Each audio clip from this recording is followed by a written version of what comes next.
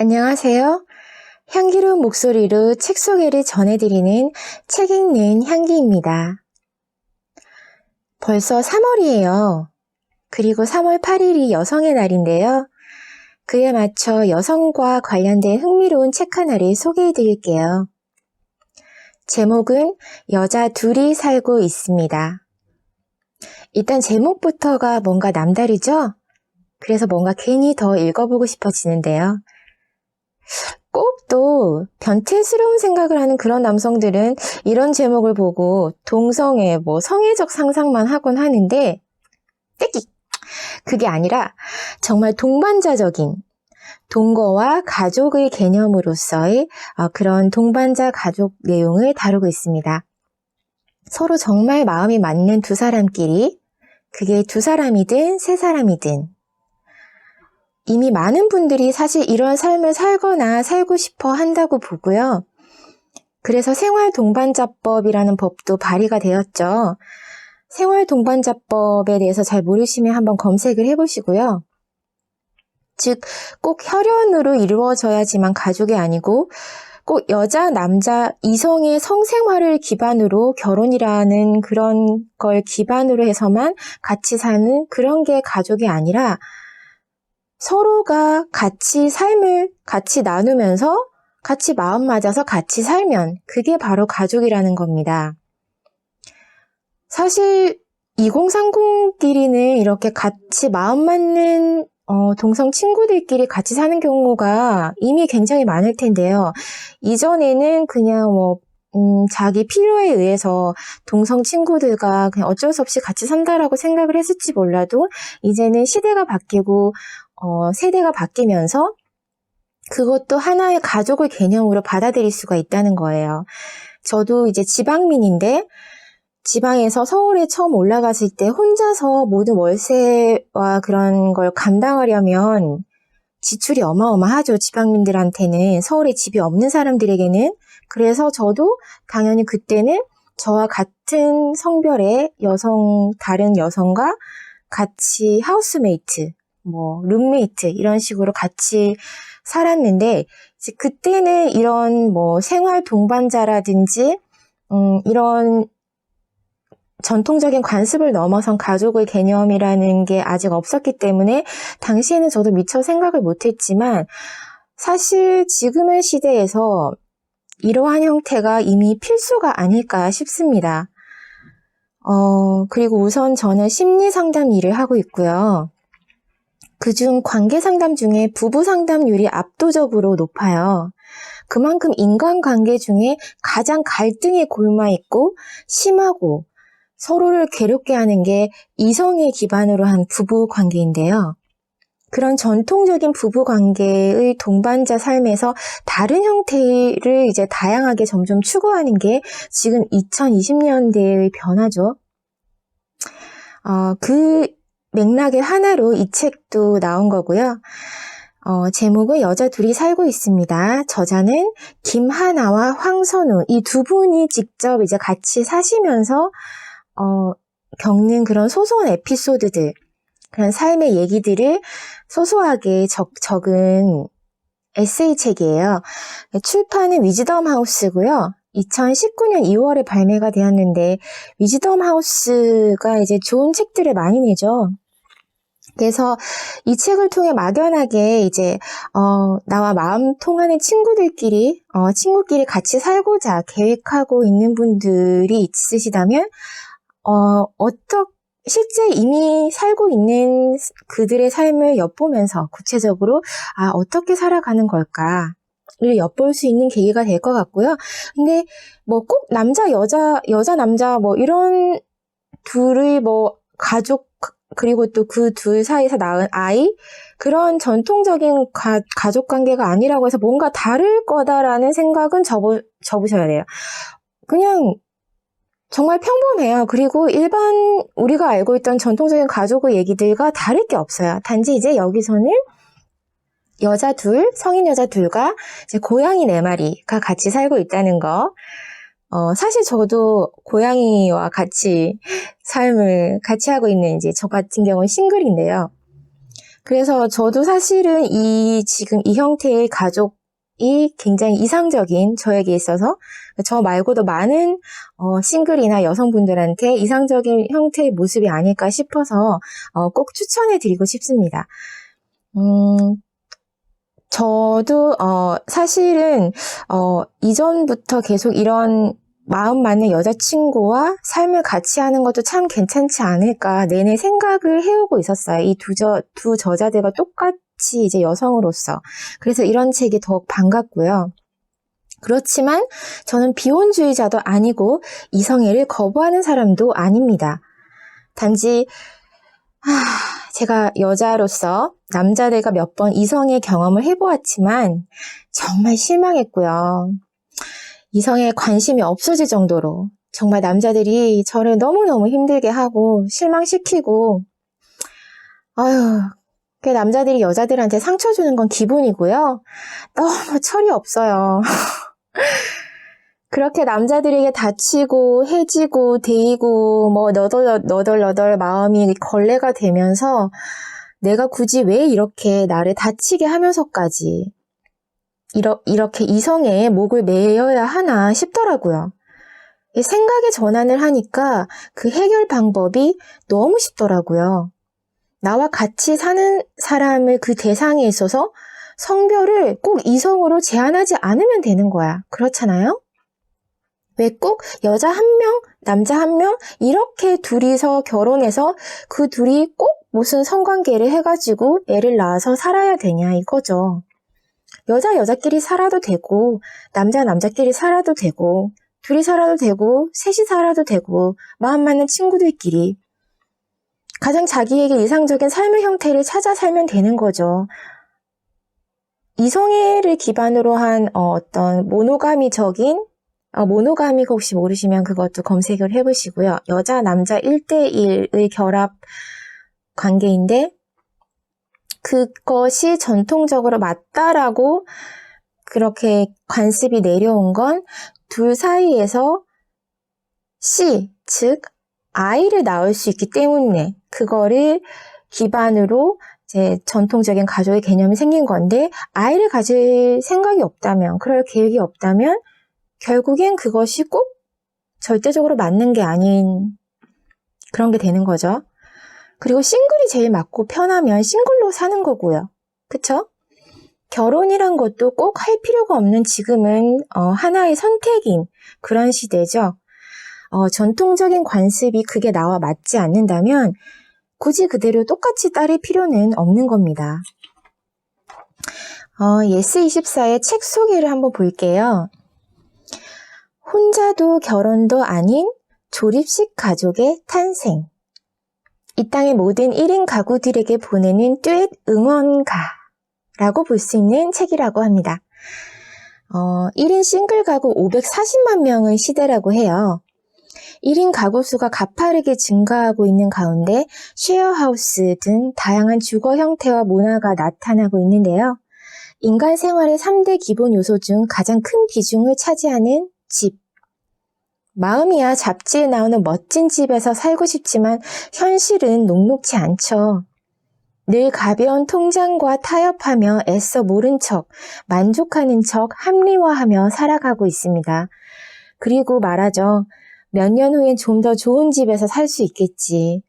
이런 우리에게도 지금보다 넓은 집, 마음에 드는 동네에 살 기회가 생긴다고 한다면 그건 바로 나와 같이 경제적인 그리고 삶을 같이 동반할 수 있는 그런 결혼일 것인데 만약에 결혼을 하지 않는다면 영영 이렇게 혼자서 싱글로 작은 집을 전전하며 살 수밖에 없는 걸까요? 이 저자 두 사람, 김하나, 황선우는 완벽한 싱글 라이프를 즐기던 두 여성이었는데요. 4인 가족이 기준인 이 나라에서 살아갈수록 아쉬웠던 두 사람이 혼자도 아니고 그렇다고 결혼도 아닌 동반자적 가족을 이루어서 한 집에 살며 벌어지는 이야기를 이 책에 담고 있습니다. 두 사람은 SNS를 통해서 서로의 존재를 알고 있었고요. 우연한 만남을 통해 이야기를 나누다가 취향을 알아가면서 자주 만나게 되었고, 서로가 맞고 통하니까. 공동체를 이루어 1인 가구와 2인 가구의 장점을 모두 취해 살아가는 삶을 살아가기로 결심했다고 합니다. 김하나 작가는 이미 마음에 둔 집이 있었고, 황선우 작가를 설득해서 결국 함께 대출을 받아 집을 구입하는데요. 집을 고치고 이사를 준비하고 드디어 이삿짐이 들어오던 날, 두 사람은 한 집에 살게 된 것을 실감했다고 하네요. 바디 클렌저를 딱 하나 두고 쓰는 사람과 욕실에 나와 있는 보디 클렌저만 12개가 넘는 사람의 싱글 라이프부터 함께 살게 되기까지의 그 과정. 둘이 살기 시작하면서 겪은 우픈 에피소드들, 피할 수 없는 골치 아픈 문제와 그 해결 방법 등 결혼뿐 아니라 어떤 형태의 공동체든 한 집에 사는 사람들이 겪게 될 현실적인 이야기들을 가감없이 담아 놓았습니다. 여기 쉐어하우스와는 또 다른 새로운 대안의 삶이 될 수 있는 이들인데요. 이들이 각자 키우던 고양이 2마리까지 함께 이제 두 사람과 네 고양이가 지금 한 집에 살고 있고요. 슬쩍 들여다보아도 생활의 질이 월등히 좋아졌다는 것을 실감할 수 있는 이들의 삶, 그리고 유니콘 같은 존재인 동네 친구와 함께하는 삶을 여러분이 이 책을 통해서 들여다보실 수 있습니다. 저자 김하나 씨는요, 오래 기간 카피라이터로 활동하고 힘 빼기 기술, 여자들이 살고 있습니다. 이 책과 함께, 그리고 또 내가 정말 좋아하는 농담 등의 책을 쓰신 글 쓰는 분이시고요. 황선우 씨는 부산 광안리 출신으로 18살에 바다를 떠나서 서울로 갔다고 하세요. 그리고 유명한 매거진, 패션 매거진 W 코리아에서 일하신 분이라 두 분이 둘 다 이제 부산 출신이에요. 이것도 굉장히 저랑 통하는데 저도 부산 출신 여성이거든요. 이게 부산 출신 여성들은 이런 게 통하나 서로 읽으면서 굉장히 반갑더라고요. 목차를 일부분만 좀 소개를 해드릴게요. 목차는 분자 가족의 탄생, 혼자력 만렙을 찍어본 사람. 이 사람이면 어떨까? 타인이라는 외국. 두 종류의 사람. 태양의 여인. 결혼까지 생각했어. 내가 결혼 안 해봐서 아는데 자취는 언제 독신이 되는가? 둥지 갔던 너의 집. 집 요정 도비의 탄생. 두 일생이 합쳐지다. 싸움의 기술. 고양이들 소개. 발가락이 닮았다. 대가족이 되었다. 엄마에게서 물려받은 것. 밥 잘 얻어먹는 법. 크리스마스 선물 교환. 새해 첫날. 우리는 다른 세상에 산다. 돈으로 가정의 평화를 사다. 안사람과 바깥 양반. 술꾼 도시 처녀들. 우리의 노후 계획. 하와이 딜리버리. 남자가 없어서 아쉬웠던 적. 나의 주 보호자. 우리는 사위들. 상당히 가까운 거리. 혼자 보낸 일주일. 같이 살길 잘했다. 우리가 헤어진다면. 가족과 더 큰 가족. 지금 곁에 있는 사람이 내 가족입니다. 등으로 이제 구성이 되어 있고요. 마지막 목차가 굉장히 마음에 와닿죠? 지금 곁에 있는 사람이 바로 내 가족이라는 거. 굳이 억지로 자기와 맞지도 않는 사람하고, 여자, 남자, 이성을 기반으로 한 가족을 만들려고 억지로 애써 맞출 필요는 없다는 겁니다. 출판사 리뷰를 한번 소개해 드릴게요. 같은 걸 좋아하지 않아도 함께 할 수 있다는 것. 오늘도 내 동거인은 아주 우습고 또 존경스러운 딱 그만큼의 거리를 유지하고 있다. 학교를 졸업하고 취직을 하고 결혼을 하고 아이를 낳아 기른다. 공식처럼 여겨지는 이런 삶이 당연한 사회 분위기 속에서 사람들은 여기에 편입되지 못하면 자신이 잘못 살고 있는 건 아닐까 고민한다. 그렇게 나이가 들다 문득 돌아보면 이 나라에, 이 도시에 내 명의로 된 집 하나 없는 현실에 맞닥뜨린다. 혼자 살기는 어쩐지 두렵고 그렇다고 아무나와 결혼할 수는 없고 20대에서 40대라면 누구나 이런 고민을 한 번쯤 해보았을 것이다. 20대의 나, 그러니까 때가 되면 밥을 먹듯 졸업하면 취직하듯 결혼도 그렇게 하는 거라 믿었던 예전에 나 같은 사람들이 꽤 많은 것 같다. 그들의 특징은 자신의 성격이 결혼 생활에 잘 맞는지 혹은 자신이 살고 싶은 방식이 정말 가족이라는 테두리 안에서의 생활이 맞는지 고민해보지 않는다는 거다. 이게 책 속의 내용 중에 일부고요.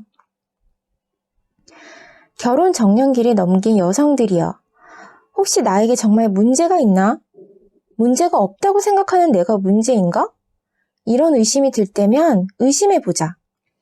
고요한 가운데 마음이 흔들리는 것인지 혹은 바람을 불어대는 존재가 지금 내 주변에 있지 않은지 그 사람이 내 인생에 스쳐 지나가는 존재라면 적절히 무시하면 되고 혹시 가까운 이라면 불편함을 일방적으로 견디는 대신 진지하게 정색해서 상관하지 말아달라는 당부를 해보자.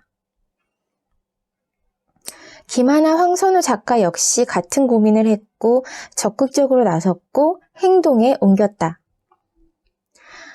우연한 만남을 통해 이야기를 나누다 취향을 알아가면서 이는 잦은 만남으로 이어졌고 같은 공연장에서 마주치고 술자리에서 수다를 떨다 서로의 집에 찾아가 각자의 고양이들을 소개받기도 했다.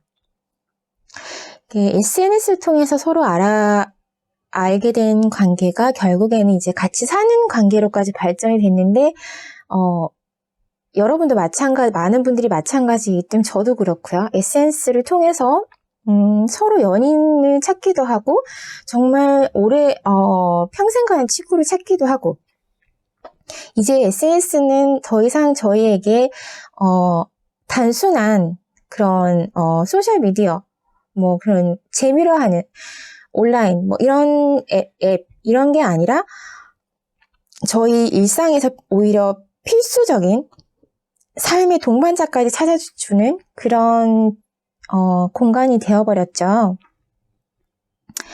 다시 내용으로 돌아와서요.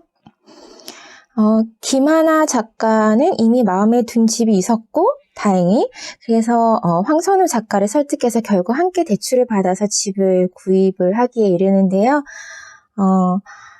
정리를 잘하는 사람과 정리라고 모르던 사람이 함께 살게 되었다는 것이 무엇을 의미하는지는 책을 보지 않아도 짐작을 할 수 있을 겁니다.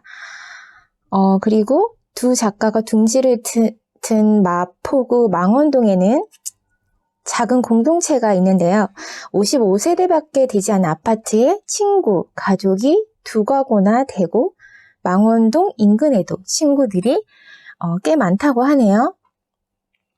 참으로 날씨 좋은 가을밤이었고 술이 알딸딸하게 취한 채 친구들과 함께 걸어가니 기분이 무척 좋았다고 합니다. 택시 태워 보내지 않고 정말로 집 앞에서 헤어지는 사이라니 한마을에 사는 옛날 사람들처럼 정다운 그런 걸 느꼈다고 하는데요. 시골에서 올라온 감자와 양파는 카레가 되어 동네에서 나눠 먹고요. 한 주의 일을 끝낸 동네 사람들은 자연스럽게 만나 서로의 등을 두드려 준다고 합니다. 서로의 고양이와 강아지를 돌보고 작은 것들을 서로 챙겨준다고 하네요. 그래서 인생의 좋은 시절을 함께 보내고 있는 그런 공동체적인 모습을 살고 있다고 합니다. 시덥지 않은 말을 털어놓을 수 있는 사람이 같은 집에 살고 있다는 것. 아침은 먹었어? 점심 뭐 먹을 거야? 저녁은 뭐 먹을까? 여자 둘이 살고 있습니다는 여자 둘이 함께 살면서 함께 살게 되면서 벌어지는 일들을 담고 있지만 결국 결혼한 사람들에게도 공통으로 통하는 이야기예요. 독립된 두 사람이 함께 살면서 일어나는 일들은 그것이 동성이든 이성이든 일맥상통할 수밖에 없죠. 먹고 사는 걱정보다 더 절실한 게 있을까요? 이는 결혼을 했든 안 했든 자식이 있든 없든 회사원이든 프리랜서든 마찬가지일 겁니다. 모두 각자의 문제를 안고 있고 그 불안을 떨칠 수 없다면 대려 문제를 직면하고 해결해 나갈 수밖에 없죠. 저자인 이 두 작가의 삶도 정답은 아니에요. 가족을 구성하는 것에 한 가지 방법만 있지 않다는 것을 몸소 증명하고 있을 뿐인 겁니다. 도무지 답이 보이지 않는 미래에 불안해하는 이들에게 따로 또 같이 자유롭고 행복하게 살 수 있다는 구체적인 희망을 제시하는 것뿐입니다. 거기서 조금 더 나아간다면 우리 사회의 다양성이 더해져 남들과 다른 삶의 방식도 자연스럽게 받아들이고 구조적인 문제가 있다면 함께 고쳐나가는 사회가 되어가기를 바라는 것일 겁니다. 1인 가구는 점점 늘어나고 있고 앞으로 더욱 그렇게 될 겁니다. 사람들이 실제로 사는 모습은 법이나 제도, 관념보다 더 빠르게 변합니다. 직장 한 군데를 정년까지 다니며 하나의 직업을 평생 고수하던 고용과 노동의 패러다임이 허물어진 것처럼 아마 혼인이나 혈연으로 연결된 전통적인 가족의 형식에 들어맞지 않는 가구의 모습들도 점점 늘어날 겁니다. 혼자의 삶도 물론 좋습니다. 더불어 둘 혹은 셋의 삶도 좋죠. 기운 빠지는 하루 끝에 나를 다독여 여전히 괜찮은 사람이라고 확인해주는 누군가를 발견한다면 그것이 동성이든 이성이든 반려동물이든 그런 존재가 이 세상에 있다는 것만으로도 든든한 위안을 받지 않을까요? 삶의 방향을 고민하고 있는 모든 이들이 본인의 마음을 잘 들여다보고 맞춤한 답을 발견하기를 바랍니다. 그리고 그 답은 세월이 흐르면서 변할 수밖에 없는 거고요. 그저 지금 자신이 두 발을 딛고 서 있는 그곳에서 자신에게 가장 좋은 답을 발견하기를. 그 과정에서 약간의 용기가 필요하다면 실제로 행동에 옮긴 여자 둘이 살고 있습니다의 두 작가가 있다는 것을 떠올려 주시면 됩니다. 추천평을 안내해 드릴게요.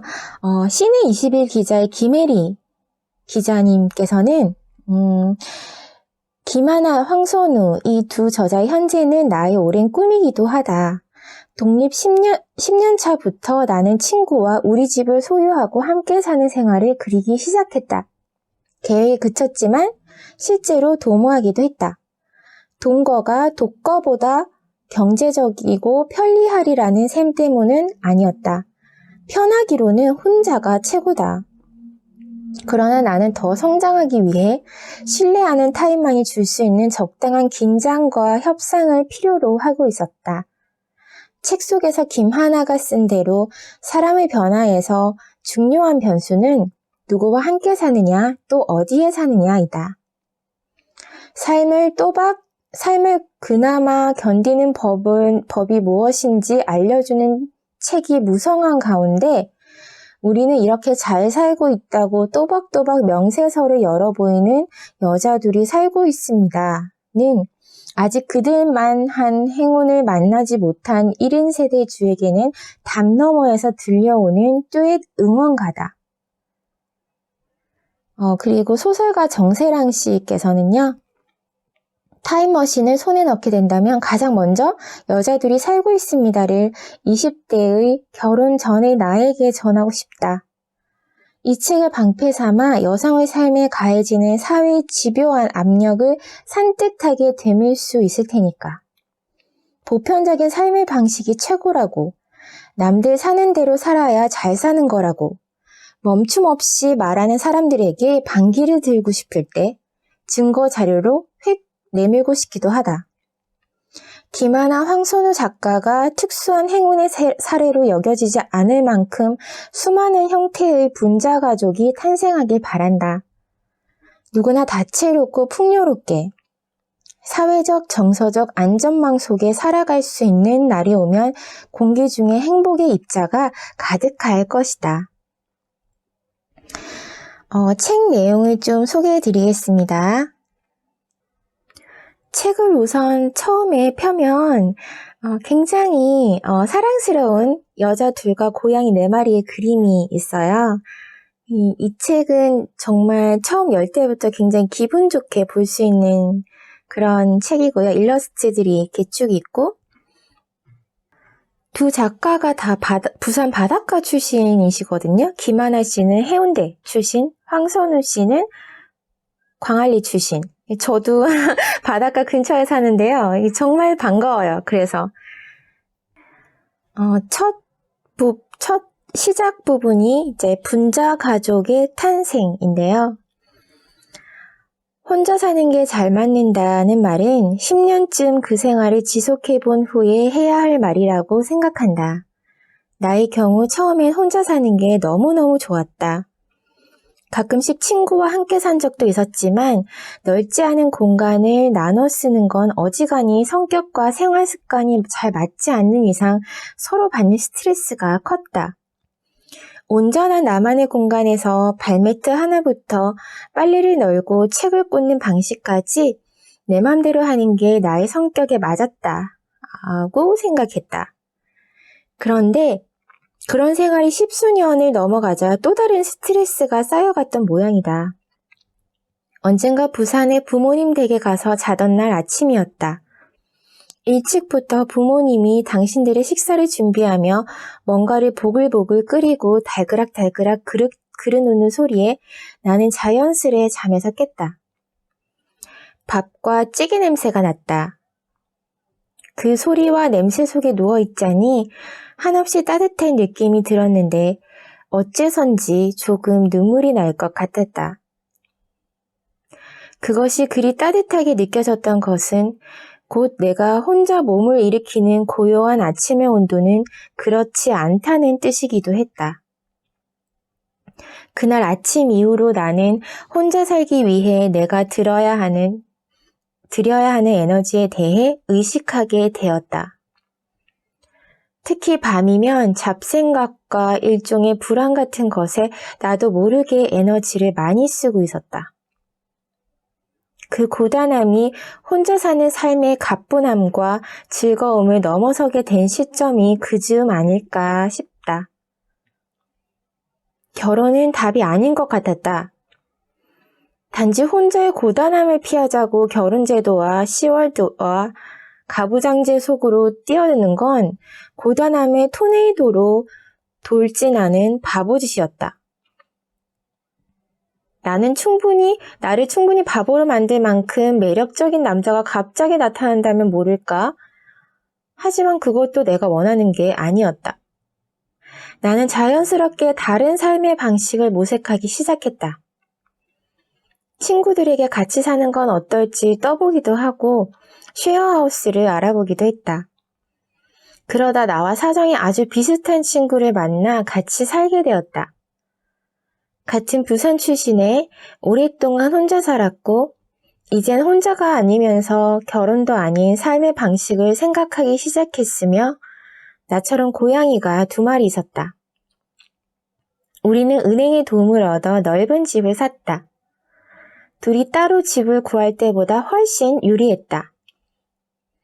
각각이 구할 수 있는 10몇 평 집에 주방, 화장실, 현관이 빼곡하게 들어가 있는 것보다 그것들을 갖춘 30평 집을 둘이서 나눴으니 넓고 쾌적해서 좋았다. 고양이 넷도 전에 없이 넓은 공간을 뛰어다니게 되었다.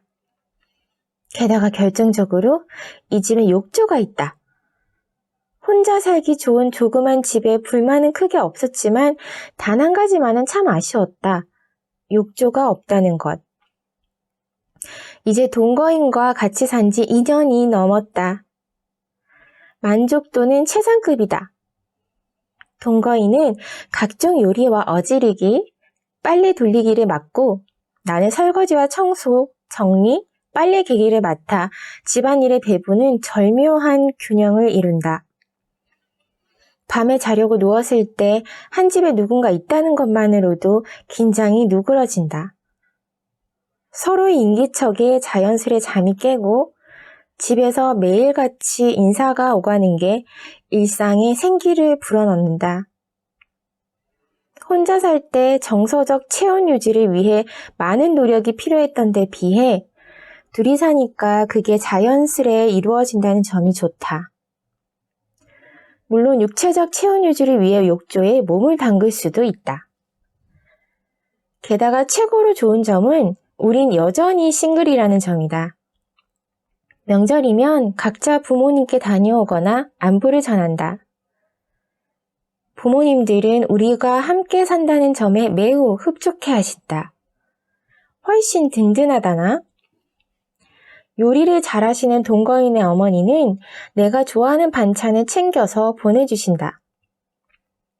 나는 찾아뵙거나 효도 여행 계획을 짤 필요 없이 맛있다 라고만 하면 된다. 싱글 생활의 가뿐함과 동거의 유리함이 함께한다. 물론 우리는 여러 가지가 잘 맞는 운 좋은 케이스다. 혼자 살기 아니면 결혼밖에 선택지가 없다고 생각했다면 우리의 즐거운 동거는 불가능했을 것이다. 얼마나 아까운가. 우리나라 1인 가구 비율이 27%를 넘는다고 한다. 1인 가구는 원자와 같다. 물론 혼자 충분히 즐겁게 살 수 있다. 그러다 어떤 임계점을 넘어서면 다른 원자와 결합해 분자가 될 수도 있다.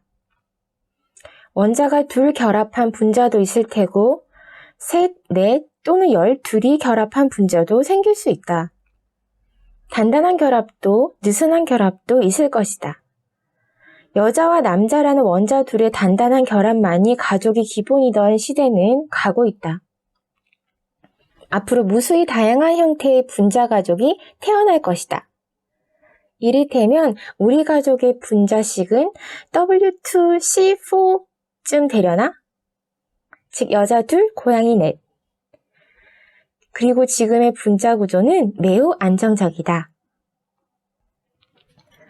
이 사람이면 어떨까? 김하나의 이야기입니다. 내가 황선우의 존재를 처음 한 것은 2010년이었다. 남미 여행에서 돌아와 트위터에 재미를 붙이기 시작했는데 몇몇 사람들에게 누구를 팔로우하면 재밌겠냐고 물어봤더니 패션 매거진 W코리아 에디터인 황선우를 추천해 주었다. 아이디는 Be Strong Now인데 강함을 말하는 여자라니 일단 마음에 들었고 팔로우를 하고 지켜봤더니 온갖 분야에 박식하고 센스와 유머가 넘치는 사람이라서 더욱 좋았다. W코리아를 비롯한 여러 매체에 실린 황선우의 글은 항상 짜릿하게 재밌었다. 누가 이렇게 똑부러지게 글을 잘 쓰나 싶어 읽다 보면 말미에 에디터 황선우가 붙어있곤 했다. 쉼없이 전 세계를 다니며 틸다 스윈튼, 알랭드 보통, 제프 쿤스, 아니 에르노, 장자크 상페, 이우환, 폴 오스터 등 쟁쟁한 사람들을 인터뷰하는 모습이 멋있어 보였다. 황선우와 처음 오프라인에서 만난 것은 트위터로 정보를 알게 된 벼룩시장에서였는데 그날 그래픽 디자이너 이아리와도 처음 만났다. 이때만 해도 이아리 황선우와 같은 아파트, 심지어 후자와는 같은 집에 살게 될 줄은 꿈에도 몰랐다. 황선우와는 노는 물이 비슷해서 술집이나 콘서트, 음악 페스티벌 등에서 마주치기도 하고 같이 어울리기도 하면서 1년에 두어 번 얼굴 보는 사이가 되었다. 그렇게 6년이 지났다. 실제로 만나는 건 가끔이었지만 트위터에서는 곧잘 얘기를 주고받았다. 둘 다 고양이 2마리와 함께 살았기 때문에 그에 대한 얘기도 자주 했다. 특히 잠 못 드는 한밤에 트위터에 내가 혼잣말이 중얼거리면 역시 늦도록 잠 못 들던 황선우가 공감 가는 대답을 해주곤 했던 게 기억난다. 지금으로선 안 믿기는 일이지만 황선우는 아주 오랫동안 불면의 아이콘이었다. 나도 당시엔 수면장애를 겪고 있었다. 그렇게 몇 년의 황선우와 가깝지는 않지만 아는 사이로 지내며 점점 신기하다는 생각이 들었다. 비슷한 게 많아도 너무 많았다. 황선우는 1977년 5월생이고 주민등록상으로는 한 달 뒤인 6월생이다. 나는 76년 12월생이고 주민등록상으로는 한 달 뒤인 77년 1월생이다. 둘 다 75년생 오빠가 하나씩 있는데 이름이 하영, 선영으로 여자 이름 같고 어릴 적엔 우리보다 오빠들의 미모가 더 뛰어났다는 점도 같았다. 황선우는 학교를 일찍 들어갔기 때문에 나와 같은 학년이었다. 황선우는 부산 광안리 출신, 나는 부산 해운대 출신이다. 둘 다 부산의 유명 해수욕장이 유소년 시절의 백그라운드였던 셈이다. 게다가 둘 다 19살이 되어 서울로 진학하며 부산을 떠나게 되는데 놀랍게도 우리가 진학한 곳은 같은 대학교, 같은 단과대였다. 황선우는 연세대학교 영문학과, 나는 국문학과였다. 나중에 같이 살면서 얘기를 나누다 보니 세세한 것까지 일치하는 데가 있어서 정말 신기했다. 둘 다 고등학교에서 운 좋게도 턱걸이로 내신 1등급이 되었는데 둘 다 딱 커트라인인 전교 8등이었던 것까지 똑같았다. 둘 다 음악과 술을 좋아하고 취향이 겹치는 데가 많아서 대학 시절과 그 이후로 다녔던 카페, 술집이 겹쳤던 것은 물론이고 어느 뮤지션의 몇 년도 콘서트에 한 자리에 있었던 경우도 부지기수였다. 음악 페스티벌이란 페스티벌은 다 찾아 어느 술집 옆 테이블에 자리를 잡았거나 어느 페스티벌 화장실 줄에 나란히 섰거나 어느 콘서트에 같은 열에 앉았던 적이 있었을 것이다. 영화 1000밀밀의 마지막 장면처럼 둘이 처음 인사를 나누기 전에도 우리는 낯선 사람들 속에 섞여 서로를 가까이 스쳐갔을지도 모른다. 이 모든 사실을 알고 나니 어째서 그동안 우리가 서로를 모르는 채로 살았는지, 서로 모르는 채 지냈는지가 신기했고 안타까웠다. 왜냐하면 친해지고 보니 우리는 너무도 쿵짝이 잘 맞았기 때문이다.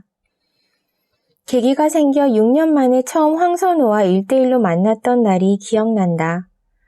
우리는 1차 와인, 2차 맥주, 3차 위스키를 곁들여 가며 얘기를 나눴다.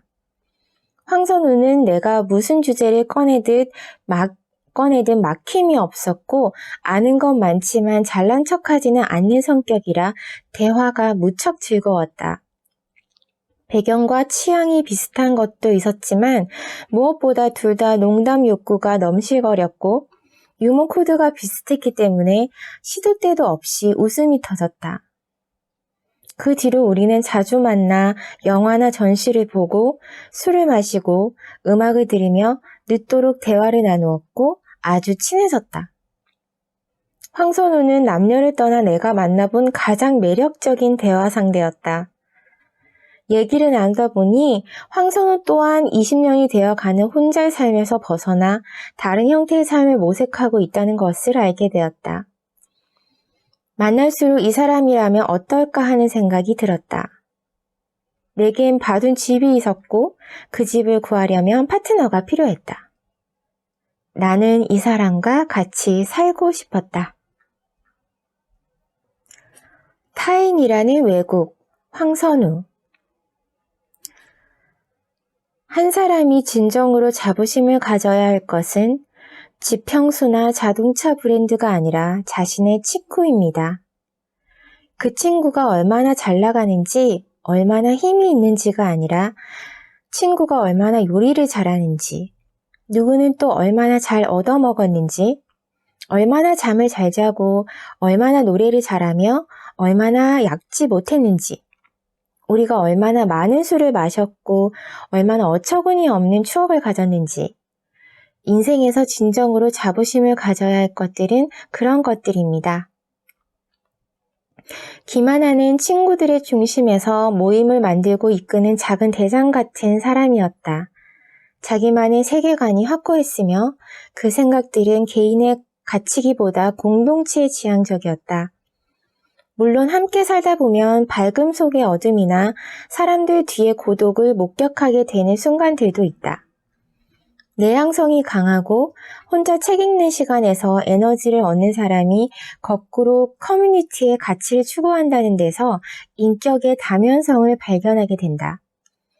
반면에 나는 인간관계의 환승역 같은 존재라고 할 만큼 발이 넓다는 소리는 듣지만 두세 명의 작은 그룹으로 사람을 만나는 게 편하고 술자리보다는 술 자체를 좋아해서 같이 마실 사람을 찾는 식이다. 외향적이지만 동시에 자기중심적이고 개인적인 나에게는 이런 식으로 확장된 자아의 경계가 신기했다. 이 사람과 함께 살아도 좋겠구나 하는 결심에는 바로 이런 넓은 울타리 안에서 좋은 영향력의 파장 안에 늘 있고 싶다는 바람도 작용했다. 친구들은 사회적 정서적 안전망이다. 김하나가 늘 강조하던 이야기처럼 우리는 서로 의지하며 같이 살고 있다.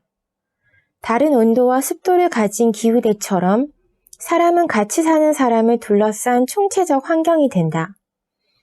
상대의 장점을 곧잘 발견하고 그걸 북돋아주는 김하나의 칭찬 폭격기. 이런 면모에 내가 가장 직접적으로 수혜를 받고 있는 것처럼 말이다. 많은 술을 마시고 어처구니 없는 추억들이 쌓인다. 요리를 잘하고 또 잘 얻어먹는다. 이런데 자부심을 느껴도 좋다는 사실을 나는 동거인에게서 배워나간다. 김하나라는 신대륙을 발견하고서 열린 새 세계다.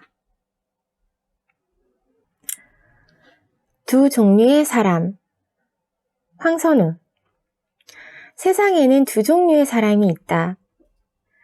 이건 내가 글을 어떻게 열어야 할지 아이디어가 떠오르지 않을 때 가끔 도망가곤 했던 식상한 첫 문장이지만 김하나와 살면서 깨우쳐가는 신선한 진실이기도 하다.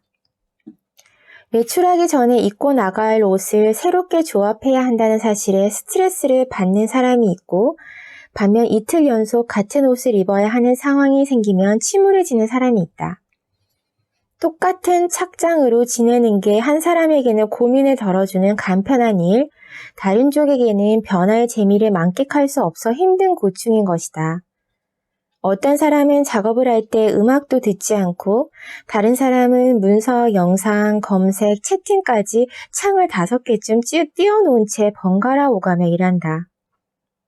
여행지에서는 핸드폰을 멀리한 채 그곳 공기의 냄새까지 낱낱이 기억에 새기는 게 진짜 여행이라 믿는 사람이 있다면 사이버 세계와의 소통을 절대 포기하지 않은 채 이동하면서까지 바쁘게 정보를 탐색해서 다음 일정을 쏙쏙 짜나가는 사람이 있다.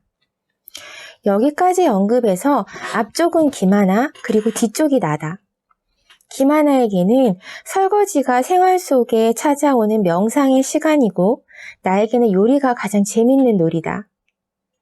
하나가 마음에 드는 한 가지 보디 클렌저를 찾으면 그것을 찬양하며 몇 개씩 이어쓰는 순정을 바칠 때 나는 이름도 다 못 외는 세계 각국의 다른 브랜드, 다른 향, 보디 클렌저 5개 이상을 늘어놓고 매일 다른 걸로 씻는다. 우리 두 사람이 이런 사소한 차이를 앉은 자리에서 20개쯤은 더 나열할 수 있지만 그렇게만 지면을 채운다면 세상에는 두 종류의 사람이 있다. 로 글을 시작하는 것만큼이나 게으른 일이 될 것이다. 어쨌거나 내가 공 여러 개를 갖고 저글링하며 뛰어가듯 빠르고 정신없고 복잡하게 살아가는 사람이라는 걸 그렇지 않은 동거인을 보면서 종종 느낀다. 어떤 차이는 이해의 영역 밖에 존재한다. 나는 김하나를 통해 세상에 딸기를 좋아하지 않는 사람도 있다는 걸 알게 되었지만 대체로 잊어버리고 살다가 같이 장을 볼 때마다 새롭게 놀란다. 그리고 하나하나 먹어치우는 동안 의아하다가 조금 슬퍼진다. 어떻게 이런 게 맛이 없을 수가 있을까? 하지만 사람이 같이 살아가는 데 있어 꼭 같은 걸 좋아해야 할 필요는 없다. 어떤 사람을 이해한다고 해서 꼭 가까워지지 않듯 이해할 수 없는 사람도 곁에 두며 같이 살아갈 수 있다. 자신과 다르다 해서 이상하게 바라보거나 평가 내리지 않는 건 공존의 첫 단계다. 그런데 또 어떤 차이는 충돌의 원인이 된다. 물건을 소유하는 일을 짐으로 여겨 최소한만 가지려는 사람과 쇼핑을 기쁨이자 스트레스 해소로 여겨 감당하지 못할 만큼 자꾸 사들이는 사람이 있다면 어떨까? 어떤 이는 모든 물건의 제자리를 정해두고 사용한 뒤에는 돌려놓으며 다른 이는 쓰고 나서 둔 거기가 매번 물건의 새 자리가 된다. 다시 그 물건을 찾는 데 드는 시간에도 엄청난 차이가 난다. 이번에도 앞쪽이 기만하, 두 번째가 나다. 우리의 가장 핵심적인 차이이자 잦은 분쟁의 원인인 이 부분에 대해선 따로 길게 쓰겠지만 아무리 봐도 문제의 원인 제공자인 후자 입장에서는 달라지려고 노력하고 있다는 해명을 할 수밖에 없겠다. 서로 굳건하게 다르다고 생각했던 차이의 테두리는 함께 살면서 부딪혀 깎여나가기도 하고 서로를 침범하며 약간은 형질 변화가 일어난다. 다른 사람을 가까이에서 지켜보며 같이 생활하는 일은 여러모로 가르침을 준다. 세상에는 나와 아주 다른 성향과 선택이 존재한다는 사실을 알게 되며 의식하지 못한 채 지내던 나의 성격과 특질의 도드라진 부분을 인식하게 된다. 그리고 가장 큰 배움은 이렇게 서로 다른 사람들끼리도 서로의 차이를 존중하며 함께 지낼 수 있다는 가능성이다. 차이점만큼이나 또 많기도 한 둘의 공통점 중 하나라면 책을 좋아한다는 것일 텐데 우리는 책을 좋아하는 방식에서도 서로 다른 양상을 보인다. 내가 2,000원 추가 마일리지 적립 하한선인 5만 원에 맞춰 관심 가는 책들을 다 못 읽어도 일단 사두고 찔끔찔끔 들춰보는 반면 김하나는 그렇게 쌓이는 책들의 부담감을 느껴 꼭 읽고 싶은 책 한 권씩만 주문한다. 그렇게 소중하게 지켜온 김하나의 공간에 내가 우르르 주문한 책들의 덩어리가 침범한다. 그런데 김하나가 도서 팟캐스트인 책 잇 아웃, 김하나의 측면 돌파, 진행을 맡아 신간을 골라 소개하게 되면서 나의 두서 없는 책 무더기도 효용을 발휘하는 중이다. 새로 주문한 책의 택배 박스가 와서 풀어놓으면 거실 한켠에 쌓여있던 그것들을 어느새 김하나가 하나씩 가져다 읽고 있다. 성실한 독서가이자 툭하면 열광하는 성품인 김하나는 그중 좋은 책에 대해 성심성의껏 열광한다. 김하나는 새 책들을 쉽게 훑어볼 수 있도록 공급처를 확보했으며 나는 관심 있는 책들을 사두면 먼저 읽고 품평해주는 우수한 전속 북 리뷰어를 갖게 되었다. 이전보다 덜 사게 되진 않지만 대신 더 읽는다. 비슷한 점이 사람을 서로 끌어당긴다면 다른 점은 둘 사이의 빈 곳을 채워준다. 나와 똑같은 사람이 존재한다면 과연 함께 살기 좋은 대상이었을까? 아마 가슴속 깊이 이해하면서 진절머리를 내고 도망쳤을 것 같다. 참, 다른 김하나와 함께 살면서 나는 조금은 욕심이 줄고 얼마간 정돈되었고 약간은 느긋해졌다. 이렇게나 다른 나와 같이 살아서 다행이라고 느끼는 순간이 내게 그렇듯이 김하나에게도 때때로 찾아오면 기쁘겠다. 과육이 단단하고 탱글한 육보라든가 달콤하고 새콤한 향이 조화로운 죽향 같은 딸기 종류를 새로 알게 된다거나 치킨을 같이 먹을 때 내가 좋아하는 다리, 김하나가 좋아하는 날개와 목을 서로 양보라는 생각 없이 자연스럽게 나눠 먹는다거나 그런 작은 여백이 채워지는 것처럼. 결혼까지 생각했어. 황선우. 예전 가요 중에 너와 결혼까지 생각했어 라는 가사가 있다. 헤어지면서 떠나는 여자에게 많이 사랑했다고 울먹이며 마지막 인사를 하는 내용이다. 결혼은 사랑의 최대치에서 이루어지는 관계의 완성 또는 성공적인 종착지일까? 그렇게 믿지는 않게 되었지만 나도 결혼까지 생각한 적이 있다. 딱히 누군가를 너무 깊이 사랑해서가 아니라 그냥 시도 때도 없이 생각했다. 20대 때만 해도 몇 년 뒤 나의 미래를 그려볼 때 결혼한 모습이 당연하다고 여겼기 때문이다. 주변에서 혹은 미디어에서 접하는 30대 중후반 이상 여성들의 모습이 대부분 결혼한 사람들이었던 영향이 컸다. 선생님, 대통령, 외교관. 아는 직업이 몇 안 되던 어린 시절의 장래희망이 늘 그것에 머물듯 20대까지는 상상력이 단조로웠고 보편적으로 많이 부어온 모습처럼 나도 될 거라 생각했다. 그리고 어릴 때만 해도 연애가 그리 어렵지 않은 일이기도 했다. 성인이 된 이후로는 대부분의 기간에 누군가를 사귀고 있었으니 적당한 나이가 되면 그중 한 사람과 자연스럽게 결혼해 있을 거라 생각한 것이다. 그러나 결혼을 생각해보는 건 관계의 깊이나 애정의 정도와는 별개로 사회문화적으로 학습된 결과에 가까웠다. 소개팅에서 처음 만난 남자와도 이 사람과는 결혼하면 어떨까 상상해보고 사귄 지 석 달밖에 안 된 남자친구와도 얘랑의 결혼 생활은 어떨지 상상해보곤 했다.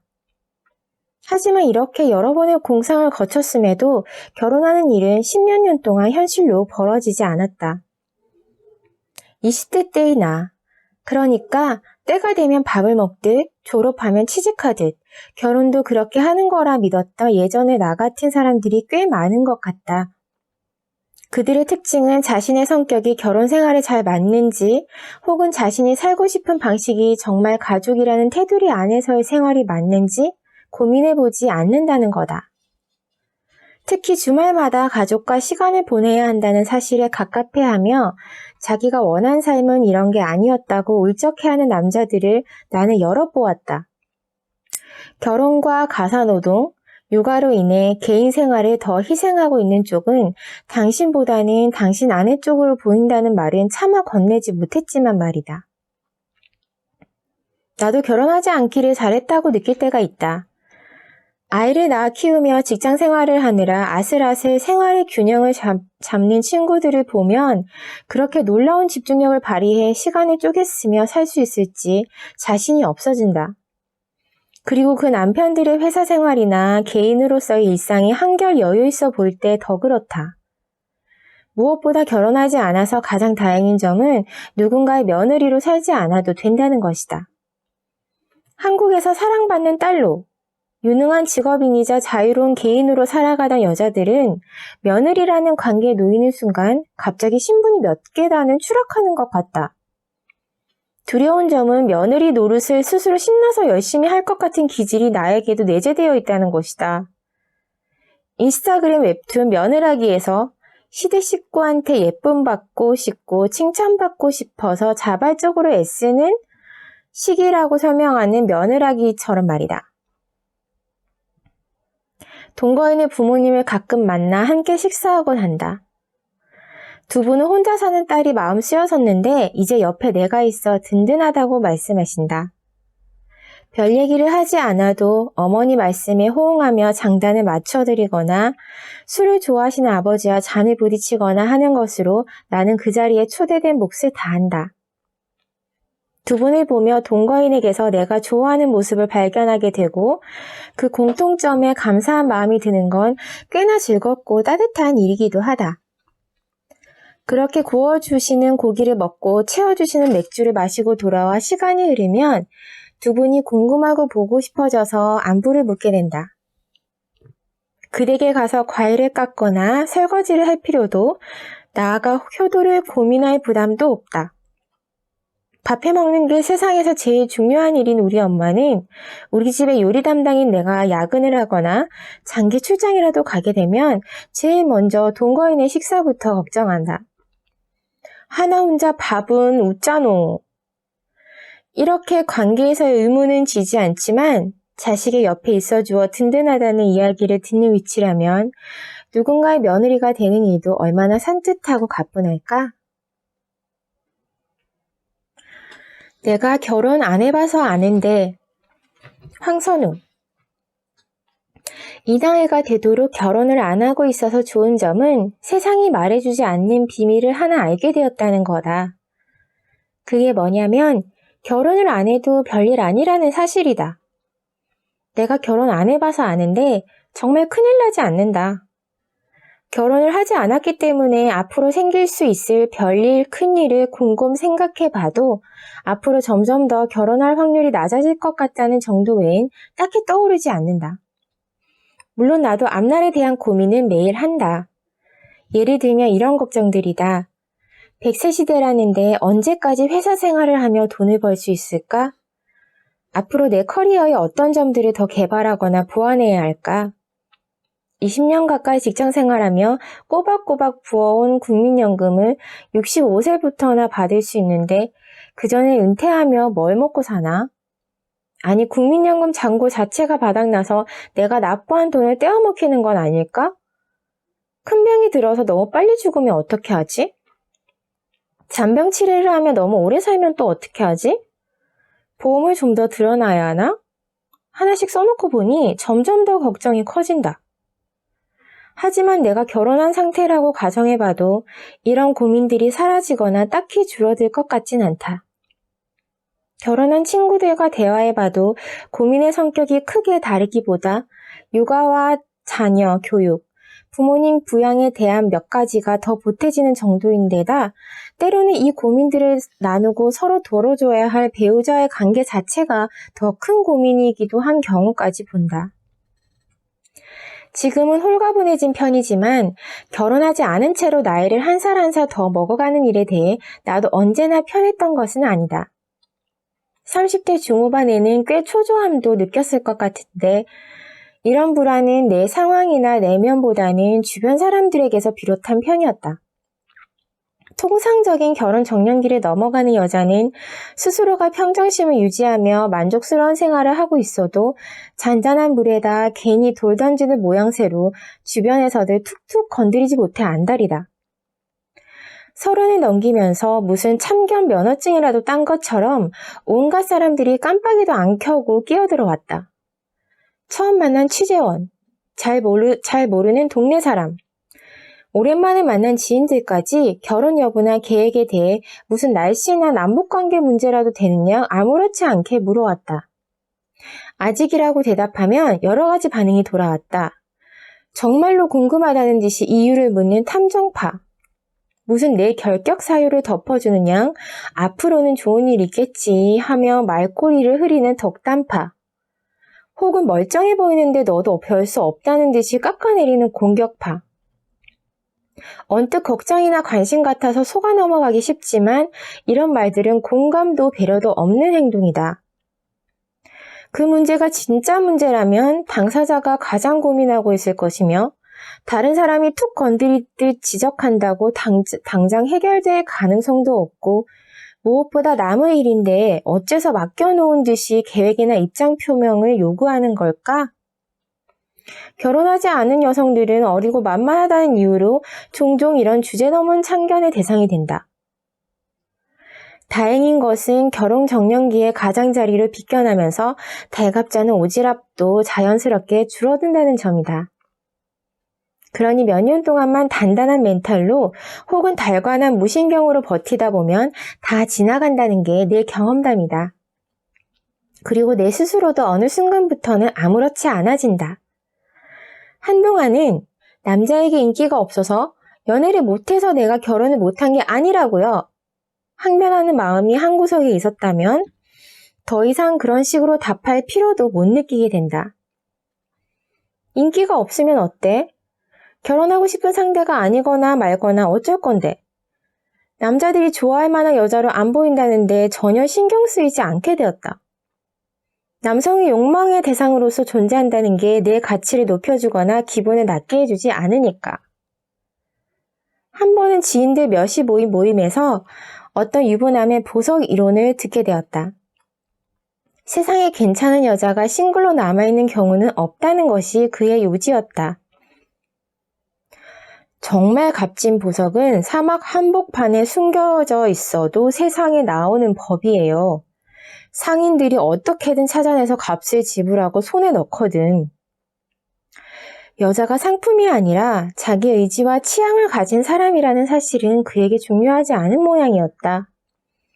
이런 이야기들은 이상하게 면전에서는 반박할 타이밍을 놓치고 집에 돌아와서야 혼자 대꾸할 말들이 떠오르곤 한다.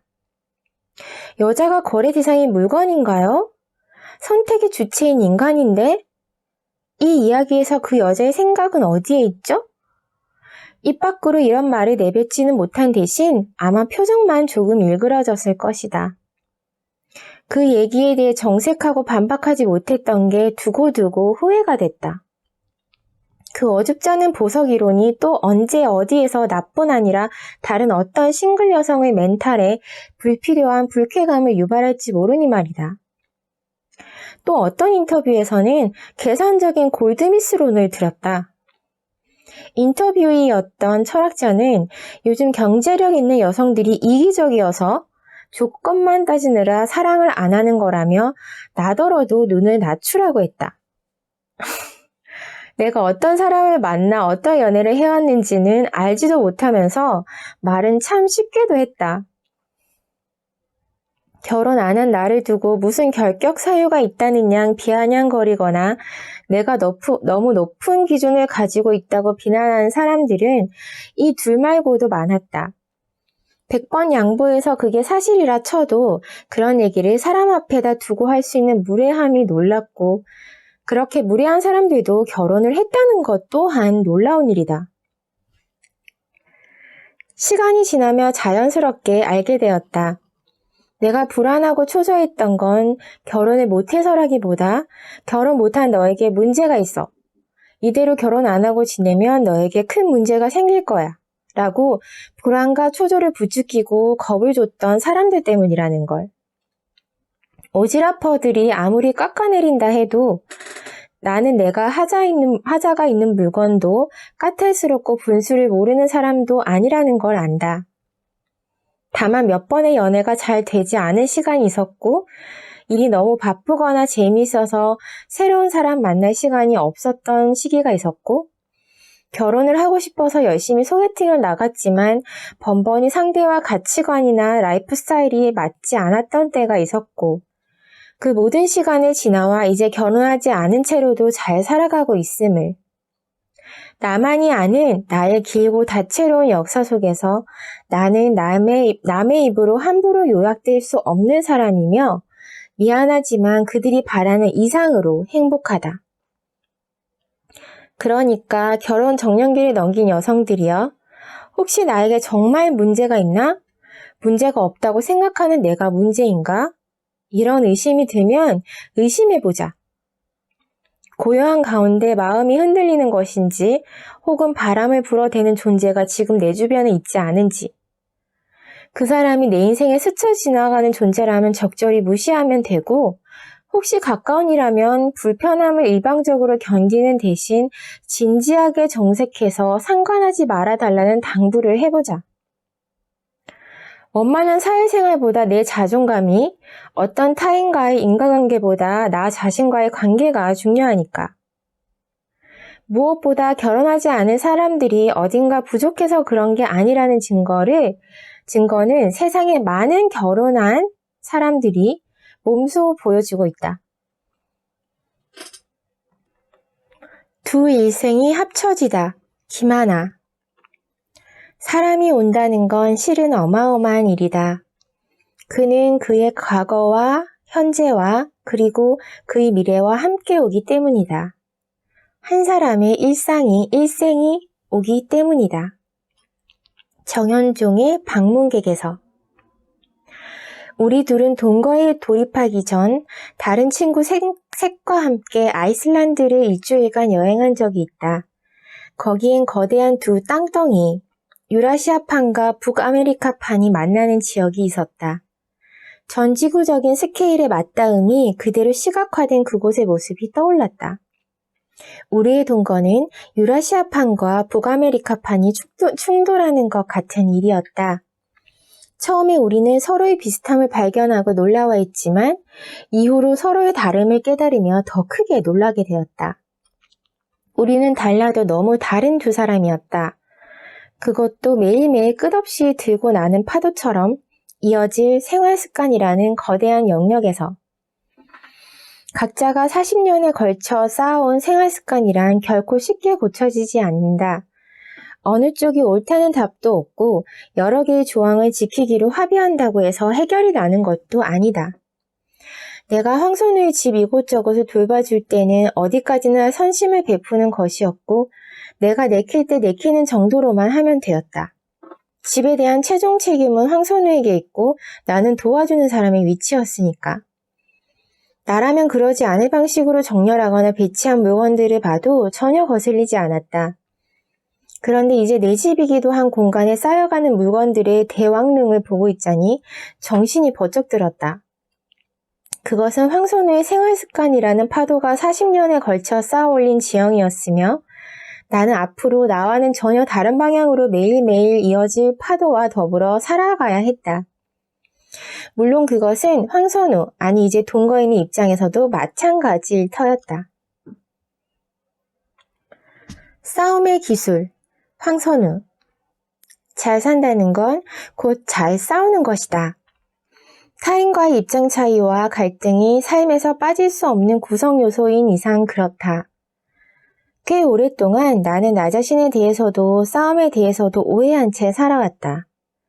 스스로 누구와도 잘 안 싸우는 사람인 줄 알았고 또 살면서 되도록 싸울 일이 없는 편이 바람직하다고 여겼다. 큰 소리를 내며 다투는 사람들을 보면 뭐가 그렇게나 열을 올릴 일인가 싶기도 했다. 애인이나 친한 친구와 크게 다툴 만한 상황이 오면 언성을 높이는 대신 냉랭한 분위기 속에 좀 일찍 헤어져 집으로 돌아오는 게 내 방식이었다. 혼자가 되었을 때 그 마음을 곱씹으며 사귀거나 다른 일로 주의를 돌리면 평정이 돌아오곤 했다. 잊어버리고 다시 잘 지내면 다행이지만 비슷한 상황이 반복되어 선을 넘는다 싶으면 그 사람을 서서히 안 보는 쪽으로 정리했다. 서운함이나 불만을 드러내고 표현해서 상대와 부딪히는 대신 마음속의 기대와 실망, 평가의 대차 대조표를 기록하고 있었던 셈이다. Cry me a river. 노랫말로 처음 이 영어 표현을 접했을 때 강처럼 울다니 굉장한 스케일이구나 싶었다. 내 앞에서는 슬픔을 한껏 드러내도 좋다는 의미인 줄 알았는데 나중에 보니 예상 밖에 내 앞에서 아무리 울어봐라 난 신경 안 쓴다 뭐 이런 뜻이었지만 아무튼 세상에는 한강처럼 거대한 울음을 우는 사람도 있을 것이며 태풍이 몰아치듯 화를 내는 사람도 존재한다. 그게 바로 기만하다. 시트콤 프렌즈에서 도시락으로 싸간 샌드위치를 연구실에 누군가가 먹어치웠다는 사실을 안 로스가 소리를 지르는 에피소드가 있는데 그 절규 뒤로 센트럴파크의 비둘기들이 한꺼번에 날아오르고 뉴욕의 마천루들이 흔들리는 장면이 교차 편집된다. 김하나가 화를 내는 장면을 위해서라면 화산이 폭발하고 용암이 쏟아져 내리는 자료 영상을 미리 찾아두면 좋다. 이 조그만 다이어트의 사람은 자기 책에도 썼다시피 20년쯤 된 절친 황영주와 다양한 사유로 절교와 화해를 반복해 왔는데 딱히 누구와 싸우기보다 실망이 쌓였을 때 적당히 안 보고 마는 나에겐 이 관계가 참 신기했다. 그랬다. 우리가 같이 살기 시작하기 전까지는 마냥 그렇게 남 얘기하듯 보고 있을 수 없게 된 건 이제 그 절교의 대상이 나일 수도 있게 됐기 때문이다. 우리는 여러 번 싸웠다. 그리고 이 글을 쓰느라 우리 여태 뭐 때문에 싸웠더라 물어봤다가 한 번 더 싸울 뻔했다. 내 물건이 너무 많아서 싸우고 많은데 버리지 않겠다고 해서 싸웠다. 내가 널어둔 빨래를 너무 오래 안 개켜서 싸웠으며 다음날 같이 여행을 떠나기로 해놓고 전에 친구와 약속을 잡고 늦게 들어가서 싸웠다. 같이 살겠다고 해놓고 보니 우리는 모든 게 달랐다. 내가 소유하고 싶은 물건의 양과 너에게 적절한 물건의 양이 집안이 덜 정돈되었을 때 참을 수 있는 정도가 여행 가기 전날 집 정리에 투입하는 노력의 강도가 같지 않았다. 그 세세한 차이 하나하나가 다툼의 거리가 되기 시작하자 내가 서 있는 여기와 네가 서 있는 저기 사이에 굴러 떨어져 부서져 버릴 것만 같았다. 게다가 우리는 싸우는 방식 때문에 더 싸웠다. 나는 모로 피해 얼음 벽을 치는 사람이고 김하나는 정면으로 불화살을 쏘아대는 사람이다. 태풍이 불어오기 시작할 때 내 방으로 대피해 숨어 있으면 김하나는 문을 벌컥 열고 소리를 질렀다. 그러고도 잠이 와? 사실 졸린 참이었다. 이럴 때 한숨 자고 일어나면 좀 나아지는데. 나중에 심리학에서 나 같은 사람의 애착관계 형성 양상을 회피 유형으로 분류한다는 걸 알았다. 공격적으로 말하기보다 부드럽게 둘러서 얘기하고 마찰이 생길라 치면 상황을 외면해버리기에 독립적이고 쿨해 보이는 이런 사람들은 실은 비겁한 부류다. 실망하기 싫어서 기대하지 않는 척하고 부딪히기 싫어서 크게 중요하지 않은 척하는 인격이 성숙해서 잘 안 싸우는 사람이 전혀 아니라 오히려 미숙해서 잘 못 싸우는 사람에 가까웠던 거다. 다투더라도 기분이 상했을 때 내 집으로 돌아와 동굴 같은 그곳에서 휴식을 취하면 되었으니까. 하지만 이번에는 통하지 않았다. 함께 사는 사람과 싸운다는 건 도망갈 곳이 없어진다는 거다. 지금까진 누구와의 갈등도 이렇게까지 깊게 제대로 해결할 필요까진 없었다면 이제 절벽을 뒤에 둔 느낌으로 최선을 다해 임해야 한다. 제대로 잘 싸워야 한다. 여전히 말과 행동으로 실수를 한다. 서로 습관과 규율이 다르기 때문에 부딪힌다. 적당한 거리를 유지하지 못하고 훅 넘어가서 침범하기도 한다. 하지만 다툼의 빈도가 조금씩 뜸해지긴 한다. 싸우는 상황에서 나의 가장 큰 실수는 잘잘못을 따지는 일로 받아들이고 내 행동에 대한 해명을 하기 바빴다는 거다. 내가 어떤 이유로 그렇게 생각하고 말했는지 나의 논리를 이해시키려고 해보지만 상대방에게는 변명일 뿐이다. 화가 나고 서운한 마음을 살피고 위로해주는 게 먼저가 되었어야 한다. 싸울 때조차 나의 중심은 나에게만 있었던 거다. 내가 이제야 배운 싸움의 기술은 이런 것이다. 진심을 담아 빠르게 사과하기. 내가 무엇을 잘못했는지 내 입으로 확인해서 정확하게 말하기. 상대방의 기분을 헤아려 어떨지 언급하고 공감하기. 누군가와 같이 살아보는 경험을 거치고서야 이런 기본적인 것들을 배울 수 있었다. 부부싸움뿐 아니라 같이 사는 친구끼리의 싸움도 꼭 칼로 물베기 같다. 우리는 언제 싸웠나 싶게 다시 사이좋게 지내기도 한다. 하지만 적어도 칼로 물을 베는 그 몸짓으로 해소되는 부분이 있다. 이 싸움의 목적이 뭔지 생각해본다. 나의 가장 잘 되는 무기를 찾아 쥐고 한 번에 숨통이 끊어지게 적의 굽소에 꽂을 것인가? 다시는 일어날 수 없도록 흠신 두들겨 패서 밟아버리는 것인가? 함께 사는 사람, 같이 살아가야 하는 사람과의 싸움은 잊어버리기 위한 싸움이다.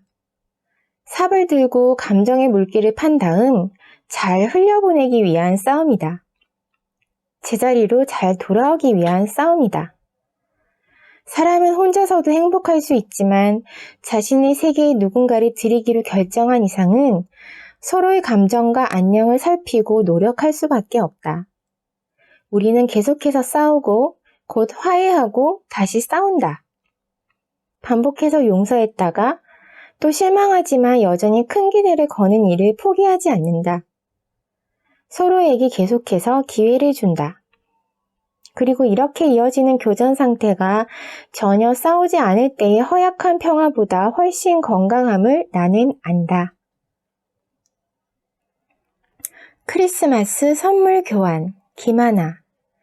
함께 맞은 첫 크리스마스에 나는 동거인에게 작은 선물을 주고 또 재능 기부도 했다. 항상 역동적으로 범람하는 동거인의 티셔츠 서랍을 곤도마리의 스타일로 각 맞춰서 정리해준 것이다. 곤도마리에는 인생이 빛나는 정리의 마법을 쓴 일본의 정리 전문가로 미국에까지 곤마리라는 신조어가 생길 정도로 정리 신드롬을 일으킨 사람이다. 서로 친해졌을 무렵 황선우는 내게 정리를 잘하려면 어떻게 해야 하는지 모르겠다고 고민을 토로한 바 있는데 내가 신봉하는 이 책을 말하자 아 그거 나도 있어 라더니 곧 난감한 목소리로 덧붙였다. 하지만 어디에 있는지 도무지 찾을 수가 없어. 동거인은 모든 물건이 많지만 그중 옷이 제일 많다. 늘 새롭게 입고 다니는 것을 좋아하기도 할 뿐더러 오래된 옷을 버리지도 못해서다. 나는 상수동 집의 한쪽 벽면을 가득 메우고 있던 왕자 행거가 무너지는 광경을 목도한 적이 있다.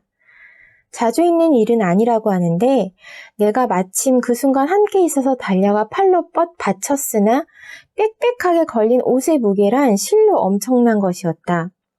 옷들은 산사태처럼 무너져 내려 삽시간에 방은 재난 상황이 되었다. 왕자 행거는 부속이 부러져서 못쓰게 된 터라 마트에서 새 것을 사다가 조립하고 다시 옷을 빽빽이 거는 지난한 과정을 거쳤다. 동거인에 비해 옷이 절대적으로 적고 사실 같은 옷을 입고 또 입기를 좋아하는 나는 동거인에게 벌어지는 이런 자연재해가 신기하기만 했는데 재미있는 건 패션 잡지계 동료들의 반응이었다. 행거는 다들 한두 번씩 무너지는 거 아닌가? 이런 식이었다고. 곤도마리에식 티셔츠 정리법은 티셔츠를 접어서 세로로 착착 잇대어 세우는 것이다. 설악한 끝에서 끝까지 채우며 무너지지 않고 한눈에 내가 가진 티셔츠들을 다 볼 수 있어 편리하다. 그런데 동거인의 티셔츠 서랍은 미어 터져서 아래 칸인 내 서랍으로 많이 옮겨야 했다. 물론 동거인의 티셔츠가 거기만 있는 것은 아니다. 동거인은 거대한 줄무늬 티셔츠 칸과 러닝용 티셔츠 칸을 따로 운영하고 있다. 그에 비해 나의 티셔츠는 다 합쳐봐야 서랍칸 하나도 안 된다. 그나마 동거인의 티셔츠가 늘어나면 내 한 줌 티셔츠 중에 안 입는 것을 버리고 공간을 더 내어주어야 한다. 서랍 정리를 끝내고 나니 가지런하고 반듯하게 늘어서 모양새에 동거인도 기뻐했다. 나로선 티셔츠 서랍을 정리하는 게 그리 번거로운 일은 아니다. 시간이 오래 걸려서 그렇지 티셔츠를 개는 동안 마음도 차분해지고 끝내고 나면 동거인의 칭찬에 뿌듯하기도 하다. 같이 살면 이런 식의 교환 가치가 생긴다. 혼자 살 때는 하기 싫어도 해야 하는 일들이 많고 해야 하지만 할 수 없는 일들도 많다. 둘이 살면 생각보다 많은 부분이 상쇄된다. 각자가 잘하거나 쉽게 하는 부분이 조금씩 다르기 때문이다. 내가 고장난 스탠드를 고치거나 선풍기를 분해해서 닦는 걸 보면 동거인은 마치 이런 일을 하는 게 가능했냐는 듯 소스라치게 놀란다. 내겐 동거인의 요리가 그러하다. 마감기간이라 자정을 훌쩍 넘겨 퇴근한 동거인은 다음날 점심 무렵 출근하는데 출근 전에 무려 2종류의 찌개와 국을 잔뜩 끓여놓고 나가기도 한다. 자기 마감기간 동안 나 혼자 밥 먹을 때 먹으라고. 마감만 해도 정신없을 텐데 싶어 한사코 만류하는 내게 동거인은 대수롭지 않다는 듯 말한다. 요리는 나한테 스트레스 푸는 일이고 놀이라니까. 손이 커서 2인분을 만들려다 6인분을 만들곤 하는 동거인은 그간 자기 혼자 먹을 음식을 만드는 건 재미도 없고 남은 음식 처치도 곤란했다는데 해주면 매번 놀라워하며 먹는 상대가 생기니 신이 난 듯하다. 내가 동거인의 자연재해에 놀랐던 것처럼 동거인은 식재료가 거의 없이 텅텅 빈 내 냉장고가 신기했을 것이다. 혼자를 잘 챙기는 삶은 물론 바람직하고 존경스럽다. 그러나 역시 남에게 해주는 기쁨을 누리는 삶이 더 재미있고 의욕적인 것 같다. 나의 주 보호자, 황선우.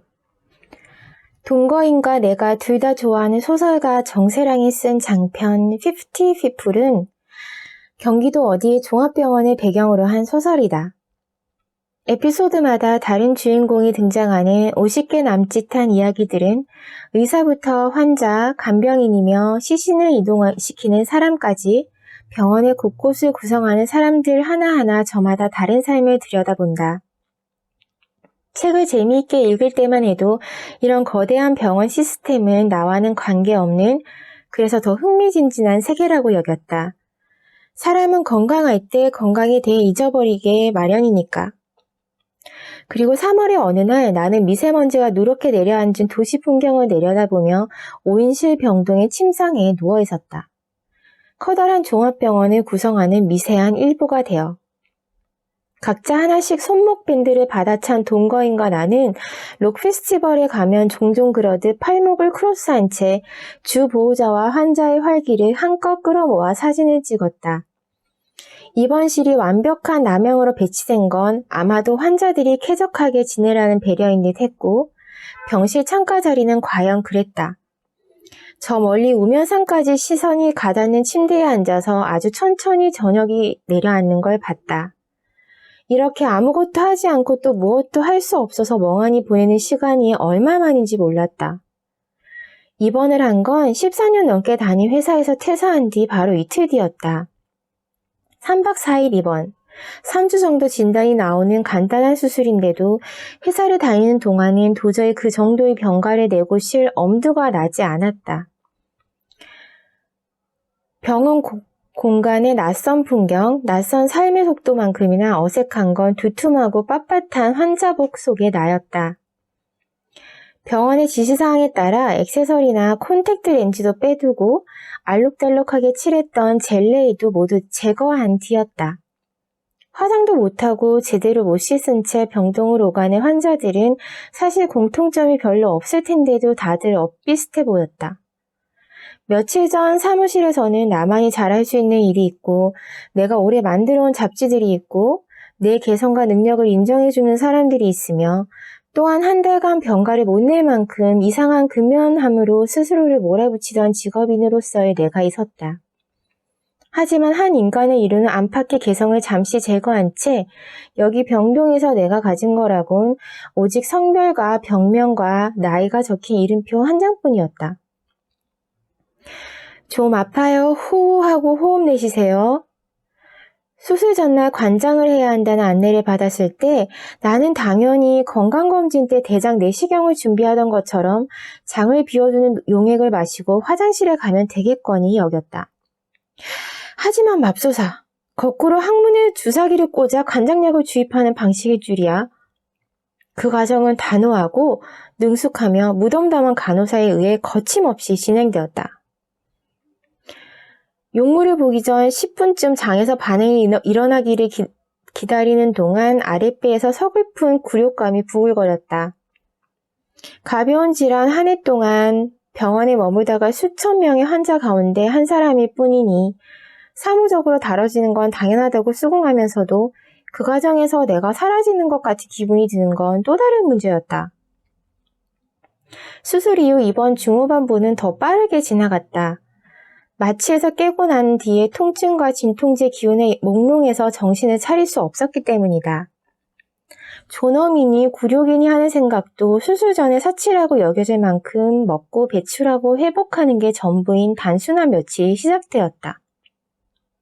간호사는 하루에 3번쯤 혈압과 체온을 재고 수액에다 진통제를 꽂아준 다음 가스가 배출되었는지 공기계속으로 물어보았다. 호흡기를 통해 전신 마취를 했기 때문에 수술 직후 중요한 건 심호흡으로 폐를 펴는 연습이라고 했다. 입원 기간 내내 곁을 지킨 동거인이 들숨으로 플라스틱 공을 띄우게 되어 있는 의료용구를 사다 주고는 반복해서 내 입에 몰렸다.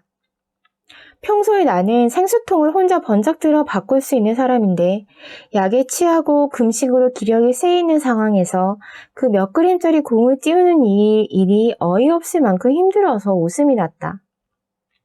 음식은 왜 또 그렇게 안 넘어가던지. 간이 슴슴한 병원밥은 간이 딱 좋고 영양의 균형도 잘 맞아서 가능하다면 앞으로도 와서 사 먹고 싶을 정도였다. 하지만 맛과 상관없이 도무지 반의 반도 넘길 수가 없었다. 조금씩 움직이는 연습을 해야 한다고 해서 수액을 매단 채 걷는데 병동 한 층의 절반을 동그랗게 돌고 나면 기력이 떨어져서 주저앉고 싶어졌다. 러닝 앱으로 기록한 달리기 거리가 1200km가 넘는 나이인데 말이다. 식욕이 넘치고 기운차고 운동을 좋아하던, 그리고 나의 그런 나다움에 애착을 갖고 있던 나는 병자로서의 내가 너무 낯설었다. 신기하게도 조금씩 기운이 올라와 간신히 퇴원을 하던 날, 집으로 가기 위해 짐을 꾸리는 동거인을 보면서 며칠 전 입원하던 날이 떠올랐다. 속옷과 세면도구, 슬리퍼 같은 준비물을 배낭에 챙겨 넣던 동거인은 외쳤다. 병원이지만 둘이 같이 가니까 여행 같아. 가방에 셀카봉 넣을 뻔했네? 갑자기 떠오른 그 기억은 수술 뒤에는 웃으면 배가 당긴다는 교훈을 처음 알려줬다. 여행까지는 아니라도 혼자가 아니라서 견딜 만한 시간이었다. 통증으로 혼미하던 수술 당일, 그리고 바이털 사인을 체크하는 새벽마다 장기 밝은 동거인은 좁은 간이 침대에서 웅크리고 있다가 나보다 먼저 발딱 깨어 필요한 것들을 챙겨주곤 했다. 그렇게 웅크리고 누운 뒷모습을 보다가 규칙적으로 코를 고는 소리에 마음이 짠해졌는데 알고 보니 그 코골이의 출처가 커튼 너머 옆 병상 아저씨였던 일도 있었다. 이제는 그 불편한 밤들에 대한 공통의 기억이 우리들에게 올해의 이야기거리가 될 터였다. 그리고 나는 간병인의 역할을 훌륭하게 수행했던 동거인이 나의 주 보호자로서 베풀어준 가장 큰 부분을 잊지 못할 것이다. 플라스틱 공 하나 띄우려 애쓰고 있는 내가 사실은 하프 마라톤을 몇 번이나 완주한 사람이었다는 걸. 진통제에 멍해져 있지 않을 때는 재미있는 농담을 할 줄 아는 사람이었다는 걸. 방귀 뀌는 게 가장 중요한 임무인 지금의 내가 전부는 아니라는 걸 누구보다 잘 아는 사람이 곁에 있다는 것. 그 사실은 겨우 3박 4일이지만 가장 무력하고 약해졌을 때 내가 사라지지 않게 또 최선을 다해 나로 돌아갈 수 있게 단단히 붙잡아 주었다. 우리는 사위들. 김하나. 언젠가 황선우가 어머니와 안부 전화를 하는데 내가 옆에서 어머니 열무김치 너무 맛있었습니다 라고 소리를 친 적이 있다. 황선우는 급히 전화기를 가리키며 내게 쉿 하는 제스처를 취해 보였다. 왜? 라고 입모양으로 묻는 내게 다시 한번 조용히 하라는 신호를 보냈지만 어머니가 들으셨는지 동거인은 하나가 옆에서 열무김치 맛있다네. 그러면 좋지. 아니, 조금만, 정말 조금만 보내면 돼. 엄마, 진짜 조금만. 이라더니 전화를 끊었다. 우리 엄마는 손이 너무 커서 뭐 맛있다고 하면 감당이 안 되거든. 동거인의 말에 그런가 싶었는데 다음날 아침에 바로 어머니로부터 열무김치 보냈다는 메시지가 왔다. 집에 도착한 거대한 스티로폼 택배 상자를 열어본 나는 그제야 황선우가 왜 내게 쉿 하는 제스처를 보였는지 이해했다. 한 사단을 먹일 수 있을 정도의 열무김치와 각종 반찬들, 식재료, 미숫가루 등이 꽉 차게 들어있었다. 우리 집 냉장고가 순식간에 가득 차버렸다. 당신 딸내미도 아니고 옆에 있던 나의 한마디에 이렇게 정성껏 대규모로 부식을 보급해 주시다니 정말 정말 고마웠고 어머니의 출중한 능력에 눈이 휘둥그레졌다. 해운대구 송정해수욕장 바로 앞에 우리 아빠의 조그만 집필실이 있어서 우리는 곧잘 그곳에 놀러가곤 한다. 그러면 열쇠도 주고받고 우리가 쓸 수건이나 집기 같은 걸 본가에서 전해받은 김에 오빠네 부부와 조카들까지 온 가족과 식사를 할 때가 종종 생긴다. 나이 붙이는 가족이 모인 식사자리면 반주가 길어지곤 해서 식구들이 타박을 한다. 그런데 황선우는 아빠가 권하는 잔을 넙죽넙죽 잘 받아 마시고 또 잘 따라들여서 아빠는 황선우를 매우 탐탁히 여기게 되었다. 인상이 좋고 싹싹해서 마음이 간다는 둥 칭찬도 여러 번 하더니 지난번 부산에서 강연이 있어 나만 혼자 갔을 때는 아니 와 선우는 안 왔노? 라며 아쉬워했다. 아빠는 황선우를 자신의 술친구 정도로 생각하는 모양이었다. 그 말을 전했더니 황선우가 나 약간 사위 같아 라며 껄껄 웃었다. 딸내미 친구라고 고기도 못 굽게 하니 구워주시는 고기 받아먹으면서 아버지와 건배하며 농담 따먹기만 하면 칭찬을 받는다는 거다. 게다가 계산도 부모님이 한다. 생각할수록 각자의 가족에게 우리의 지위는 꿀이었다. 우리가 각각 결혼을 했다면 시댁 어른들과의 자리가 그렇게 편할까? 사위는 대접받지만 며느리는 오히려 대접을 해야 할 것 같은 느낌이다. 게다가 우리의 위치는 사위보다도 더 편했다. 딸내미랑 같이 사는 친구는 각자의 부모님께 의무는 없이 호의만 받는 자리다. 내가 어머님이 보내주신 열무김치를 맛있게 먹었다 해서 효도 여행을 기획하거나 집안의 가전제품을 바꿔드려야 할까 고민할 필요는 없다. 어머니께 맛있었다고 전해드려 정도가 끝이다. 우리는 각자의 부모님을 좋아한다. 오랜만에 뵈면 반갑고 베풀어 주시는 호의에 감사한다. 그건 아마도 우리가 친구의 부모님께 뭘 해드릴 의무가 없기 때문일 것이다. 당연하게도 효도는 슬프니까. 얼마 전 엄마와 연락을 하다 엄마가 실수로 안경테를 부러뜨렸다는 걸 알게 되었다. 지금 동거인이 다니는 회사는 감각적인 아이웨어 브랜드인 젠틀몬스터인데 그곳에선 직원들에게 정해진 개수의 안경을 무료로 제공한다. 동거인은 자신에게 할당된 안경 개수 중 하나를 우리 엄마에게 드릴 선물로 사용해 주었다. 모델을 골라보라며 엄마에게 홈페이지 링크를 보내자 생각보다 높은 안경 가격에 엄마는 이런 걸 받아도 되는지 한참을 망설였다. 어차피 무료라며 설득했더니 엄마는 안경을 골랐고 받은 뒤에 인증샷을 찍어보내며 무척 고마워했다. 만약 딸내미 친구가 아니라 며느리가 안경을 보냈다면 그렇게까지 망설이거나 그렇게까지 고마워하지는 않았을지도 모른다. 며느리가 그렇게 하는 것은 은연중 도리의 영역에 포함되고 딸내미 친구가 하는 것은 전적으로 호의의 영역에 들어가기 때문이다. 호의, 이게 원래의 마음 아닐까?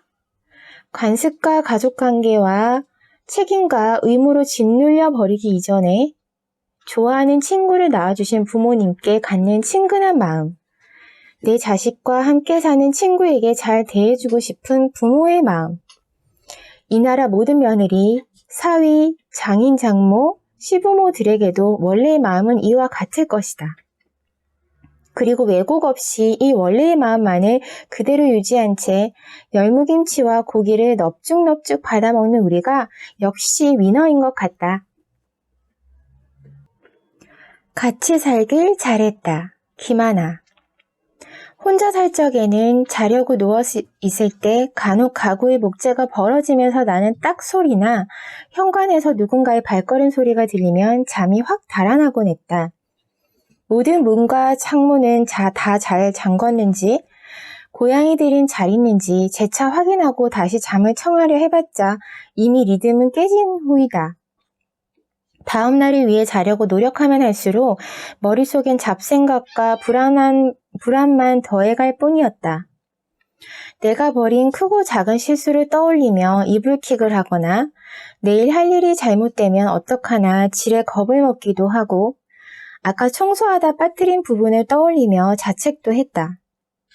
잠은 점점 달아나고 그런 생각은 꼬리를 물며 점층법으로 전개를 이어갔다. 지금 사귀는 사람과 언제까지 함께 할 수 있을까? 나는 몇 살까지 일을 할 수 있을까? 내가 아프면 고양이들은 어떡하나? 언젠가 읽은 뇌과학 서적에 따르면 이런 부정적인 생각들은 두뇌 속 폐쇄회로 같은 곳으로 유입되어 사라지지 않고 쳇바퀴 돌듯 이어진다고 한다. 게다가 더 많은 부정적인 생각들을 쳇바퀴로 끌어들인다고 했다. 그런 밤이면 새벽까지 잠들지 못했고 다음 날은 종일 빽빽뻑뻑한 눈으로 피곤을 달고 지냈다. 나는 친구들에게 건넌방에 잠만 잘 뿐이라도 있었으면 좋겠다라고 토로하기도 했다. 집안에 나 혼자만 있고 집에 아내가 전적으로 나만의 책임이라는 사실은 불안과 피로를 가중시켰다. 마치 사시사철 어디엔가 보일러가 돌아가고 있는 것처럼 혼자 살면 불필요하게 계속해서 에너지를 소모하게 되는 부분이 있었다. 누군가와 같이 살게 되면서 가장 좋은 점 중 하나는 타인이 강력한 주의 환기 요인이라는 사실이다. 지나치게 골똘해지거나 불안에 잠식당할 확률이 현저하게 줄어든다. 과일 깎아 먹으며 나누는 몇 마디 얘기로도 어떤 울적함이나 불안은 나도 모르게 털어버릴 수 있고, 함께 살면 그 현상이 수시로 일어나 부정적 감정에 사로잡힐 겨를이 없어지기도 한다. 집안 어디인가 누군가 있다는 사실만으로도 얻게 되는 마음의 평화 같은 것도 있다. 아니, 꼭 집안에 있을 필요도 없다. 누군가 집으로 항상 돌아온다는 사실만으로도 그렇다. 처음에도 밝혔지만 나는 오랫동안 혼자 사는 것을 정말 좋아했고, 종일 TV 한 번 켜지 않고도 혼자 있는 시간을 잘 보내는 편이었는데도 말이다. 마치 혼자 여행 다니다가 누군가와 함께하게 되면 마음이 놓이면서 그제야 이전에 얼마나 긴장한 채 신경을 잔뜩 곤두세우고 다녔는지를 깨닫게 되는 것과도 비슷했다. 동거를 시작하자 놀랍게도 나의 불면은 씻은 듯이 사라졌다. 너무 잠이 들어서 걱정일 정도였는데 그것은 동거인도 마찬가지였다. 그런데 주의 환기가 되는 것까진 좋지만 나의 동거인은 나의 주의를 모조리 앗아가 버릴 때가 잦다. 황선우는 손 닿는 것마다 망가뜨리거나 더럽히거나 고장내는 그 이름도 두려운 파괴지왕이기 때문이다. 집안에서 이리 쿵 부딪히고 저리 쿵 뭘 쏟으며 돌아다니는 황선우는 꼭 아직 덜 자란 골든 리트리버 같다. 덩치 크고 해맑고 단순한 남자친구를 가리키는 대형견 남자친구라는 표현이 있는데 나는 대형견 여자친구와 함께 사는 것 같다. 물건을 망가뜨리는 건 그러려니 하는데 이 대형견은 스스로를 다치게 하기도 해서 마음이 아프다. 한 번은 동거인이 베란다에 있는 고양이 화장실을 치우고 일어나다 낮게 달린 수도꼭지에 허리를 퍽 부딪히고 대굴대굴 구른 적이 있었다. 그래서 나는 테니스 공에 칼집을 내고 수도꼭지에 끼워 안전장치를 마련했다. 그리고 황선우가 부딪힐 수 있는 이곳저곳의 날카로운 모서리를 테니스 공을 이용해 안전하게 마감했는데 우리 집에선 이 작업을 가리켜 윌스닝이라고 부른다. 작업의 재료가 윌슨 테니스 공이기 때문이다. 그런데 윌스닝을 해둘 수 없는 집 밖에서도 파괴지왕의 셀프 파괴 사고가 일어나곤 한다. 함께 제주여행을 갔을 때 하프 마라톤 출전 연습을 한다며 아침 일찍 올레길을 뛰러 나간 황선우가 너무 오래 돌아오지 않아 불안해졌을 무렵 숙소 문을 두드리는 소리가 났다. 문을 열려고 했더니 문틈이 10cm 정도만 열리도록 막아서며 황선우는 놀라지 말라고 경고했다. 문을 열어보니 몸의 반이 흙투성이에 피범벅이 되어 있었다. 순간 너무 놀라 눈물이 주르르 흘렀다. 빗물이 덜 마른 흙자갈길로 접어대면서 미끄러져 넘어지는 바람에 무릎이 움푹 파이고 이곳 저곳이 쏠린 거였다. 그날부터 우리는 아침마다 절뚝이며 서귀포의 동네 병원에 들러 드레싱을 하는 것으로 일과를 시작해야 했다. 이후로 그런 일은 없을 줄 알았다. 우린 뛰어다니다 넘어지곤 하는 아이들이 아니니까. 그러나 웬걸? 황선우는 자전거를 타다 넘어져 무릎을 깨고 회사 화장실 문에 발목을 다쳐 열한 바늘을 꿰매는 등 잊을만 하면 또 나의 모든 주의를 앗아갔으며 그때마다 나는 놀라서 울었다. 성인이 되어서까지 넘어지고 부딪혀서 다치는 사람이 있을 줄은, 또 친구가 다쳤다고 울게 될 줄은 몰랐다. 그렇게 다치는 것만 빼면 황선우는 내 삶의 가장 바람직한 주의 환기 요인이 되었다. 나는 언제나 몸을 움직이는 사람들이 좋았다. 그 활기와 상기된 얼굴로 내비치는 건강한 에너지가.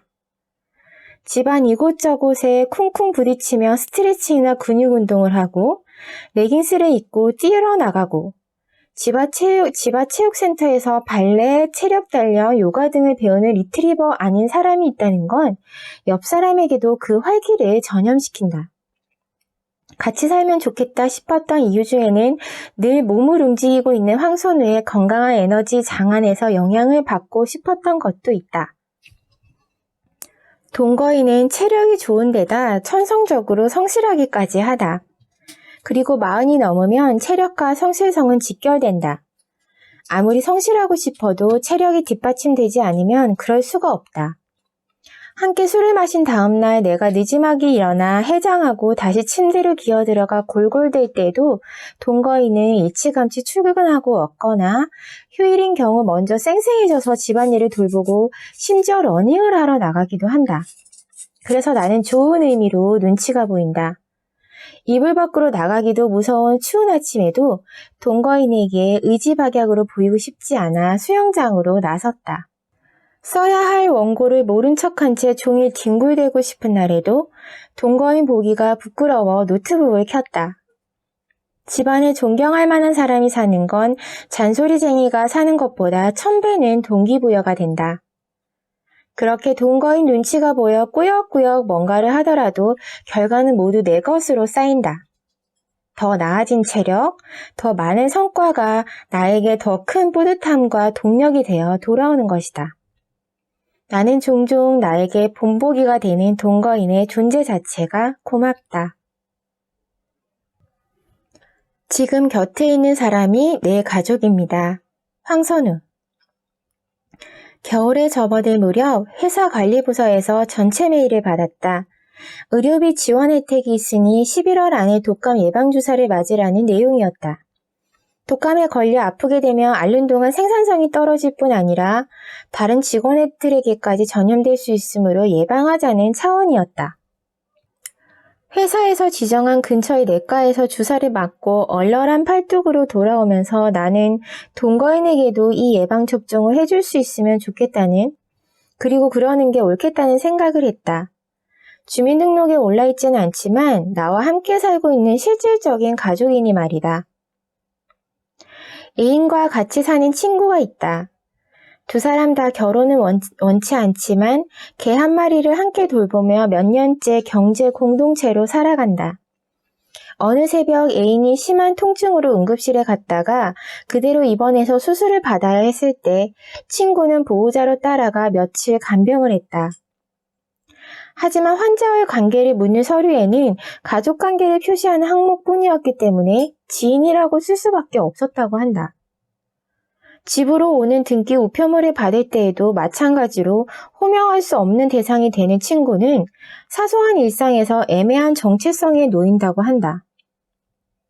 이처럼 서류에서 분류되지 않는 관계가 분명 현실에 존재한다. 만일 내가 지금 어딘가 갑자기 아프거나 수술을 받아야 한다면 부산에 사는 연로한 어머니를 불러오기보다는 바로 곁에 동거인에게 보호자 역할을 맡길 것이며 나 역시 간병인 역할을 할 준비가 되어 있다. 병원에서 서류를 작성할 때 그냥 친구보다 서로 더 책임과 의무를 지는 관계를 설명할 수 있는 단어가 생겨난다면 우리와 친구의 경우를 다 포괄할 수 있을 것이다. 이를테면 생활 동반자 같은 건 어떨까?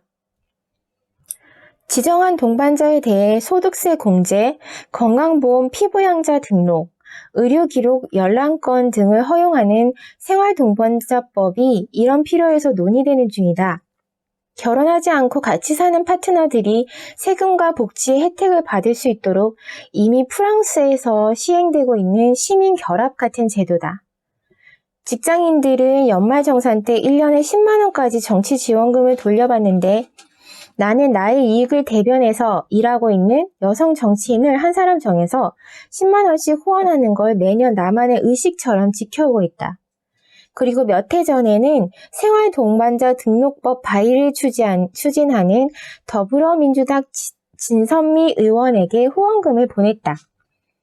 생활동반자법이 기존의 가족관계를 부정하거나 흔드는 것이 아닌가 하는 질문에 진선미 의원은 이렇게 대답했다. 기존 가족관계를 위협하는 건 특정한 제도가 아니라 가족 구성원이 서로 돌보며 살 수 없도록 하는 팍팍한 현실입니다. 생활동반자법은 사람들이 서로 돌보고 가족을 이루어 살도록 장려하는 가족 장려 법안입니다. 1인 가구는 점점 늘어나고 있고 앞으로 더욱 그렇게 될 것이다. 사람들이 실제로 사는 모습은 법이나 제도, 관념보다 빠르게 변한다. 직장 한 군데를 정년까지 다니며 하나의 직업을 평생 고수하던 고용과 노동의 패러다임이 허물어진 것처럼 아마 혼인이나 혈연으로 연결된 전통적인 가족의 형식에 들어맞지 않는 가구의 모습들이 늘어날 거다. 게다가 기대 수명은 100세를 내다볼 정도로 점점 길어진다. 결혼을 하지 않고 함께 사는 커플뿐 아니라 결혼했다가 이혼이나 사별로 혼자 된 중년, 노인의 경우도 많아질 테고 나와 동거인처럼 동성 친구끼리 의지하며 살아갈 수도 있다. 그렇다면 복지정책은 어떤 방향으로 나아가야 할까? 좀 더 느슨한 형태로 모여 사는 파트너, 마음 맞는 누군가와 같이 생활하는 경우도 서로 보호자의 역할을 충분히 할 수 있도록 포용하는 쪽으로 되어주면 좋겠다. 평생을 약속하며 결혼이라는 단단한 구속으로 서로를 묶는 결정을 내리는 건 물론 아름다운 일이다.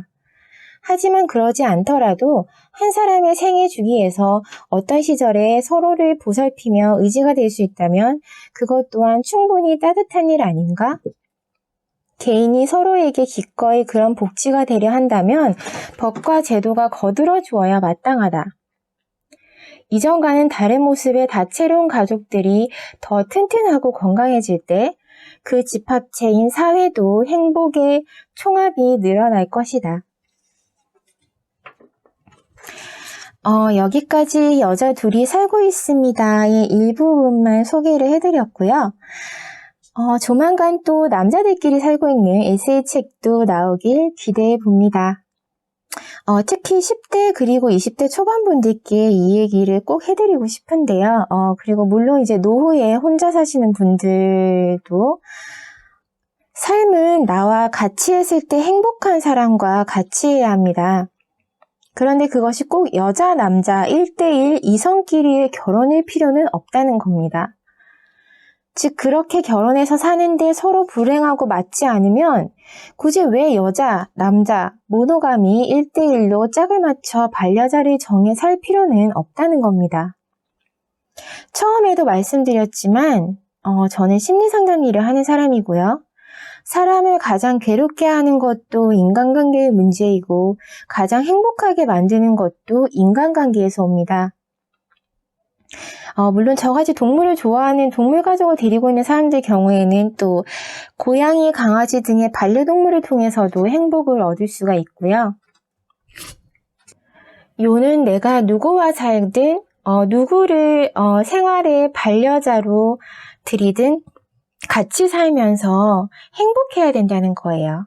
그런 의미에서 전통적인 가족 관계, 그리고 전통적인 관습을 깨는 사고방식을 한번 해보시고요. 정말 내가 행복한 동반자의 삶을 살 수 있는 파트너는 누구인가? 정말 나를 행복하게 할 수 있는 삶의 형태는 무엇인가를 각자가 곰곰이 생각해 보셨으면 합니다. 감사합니다.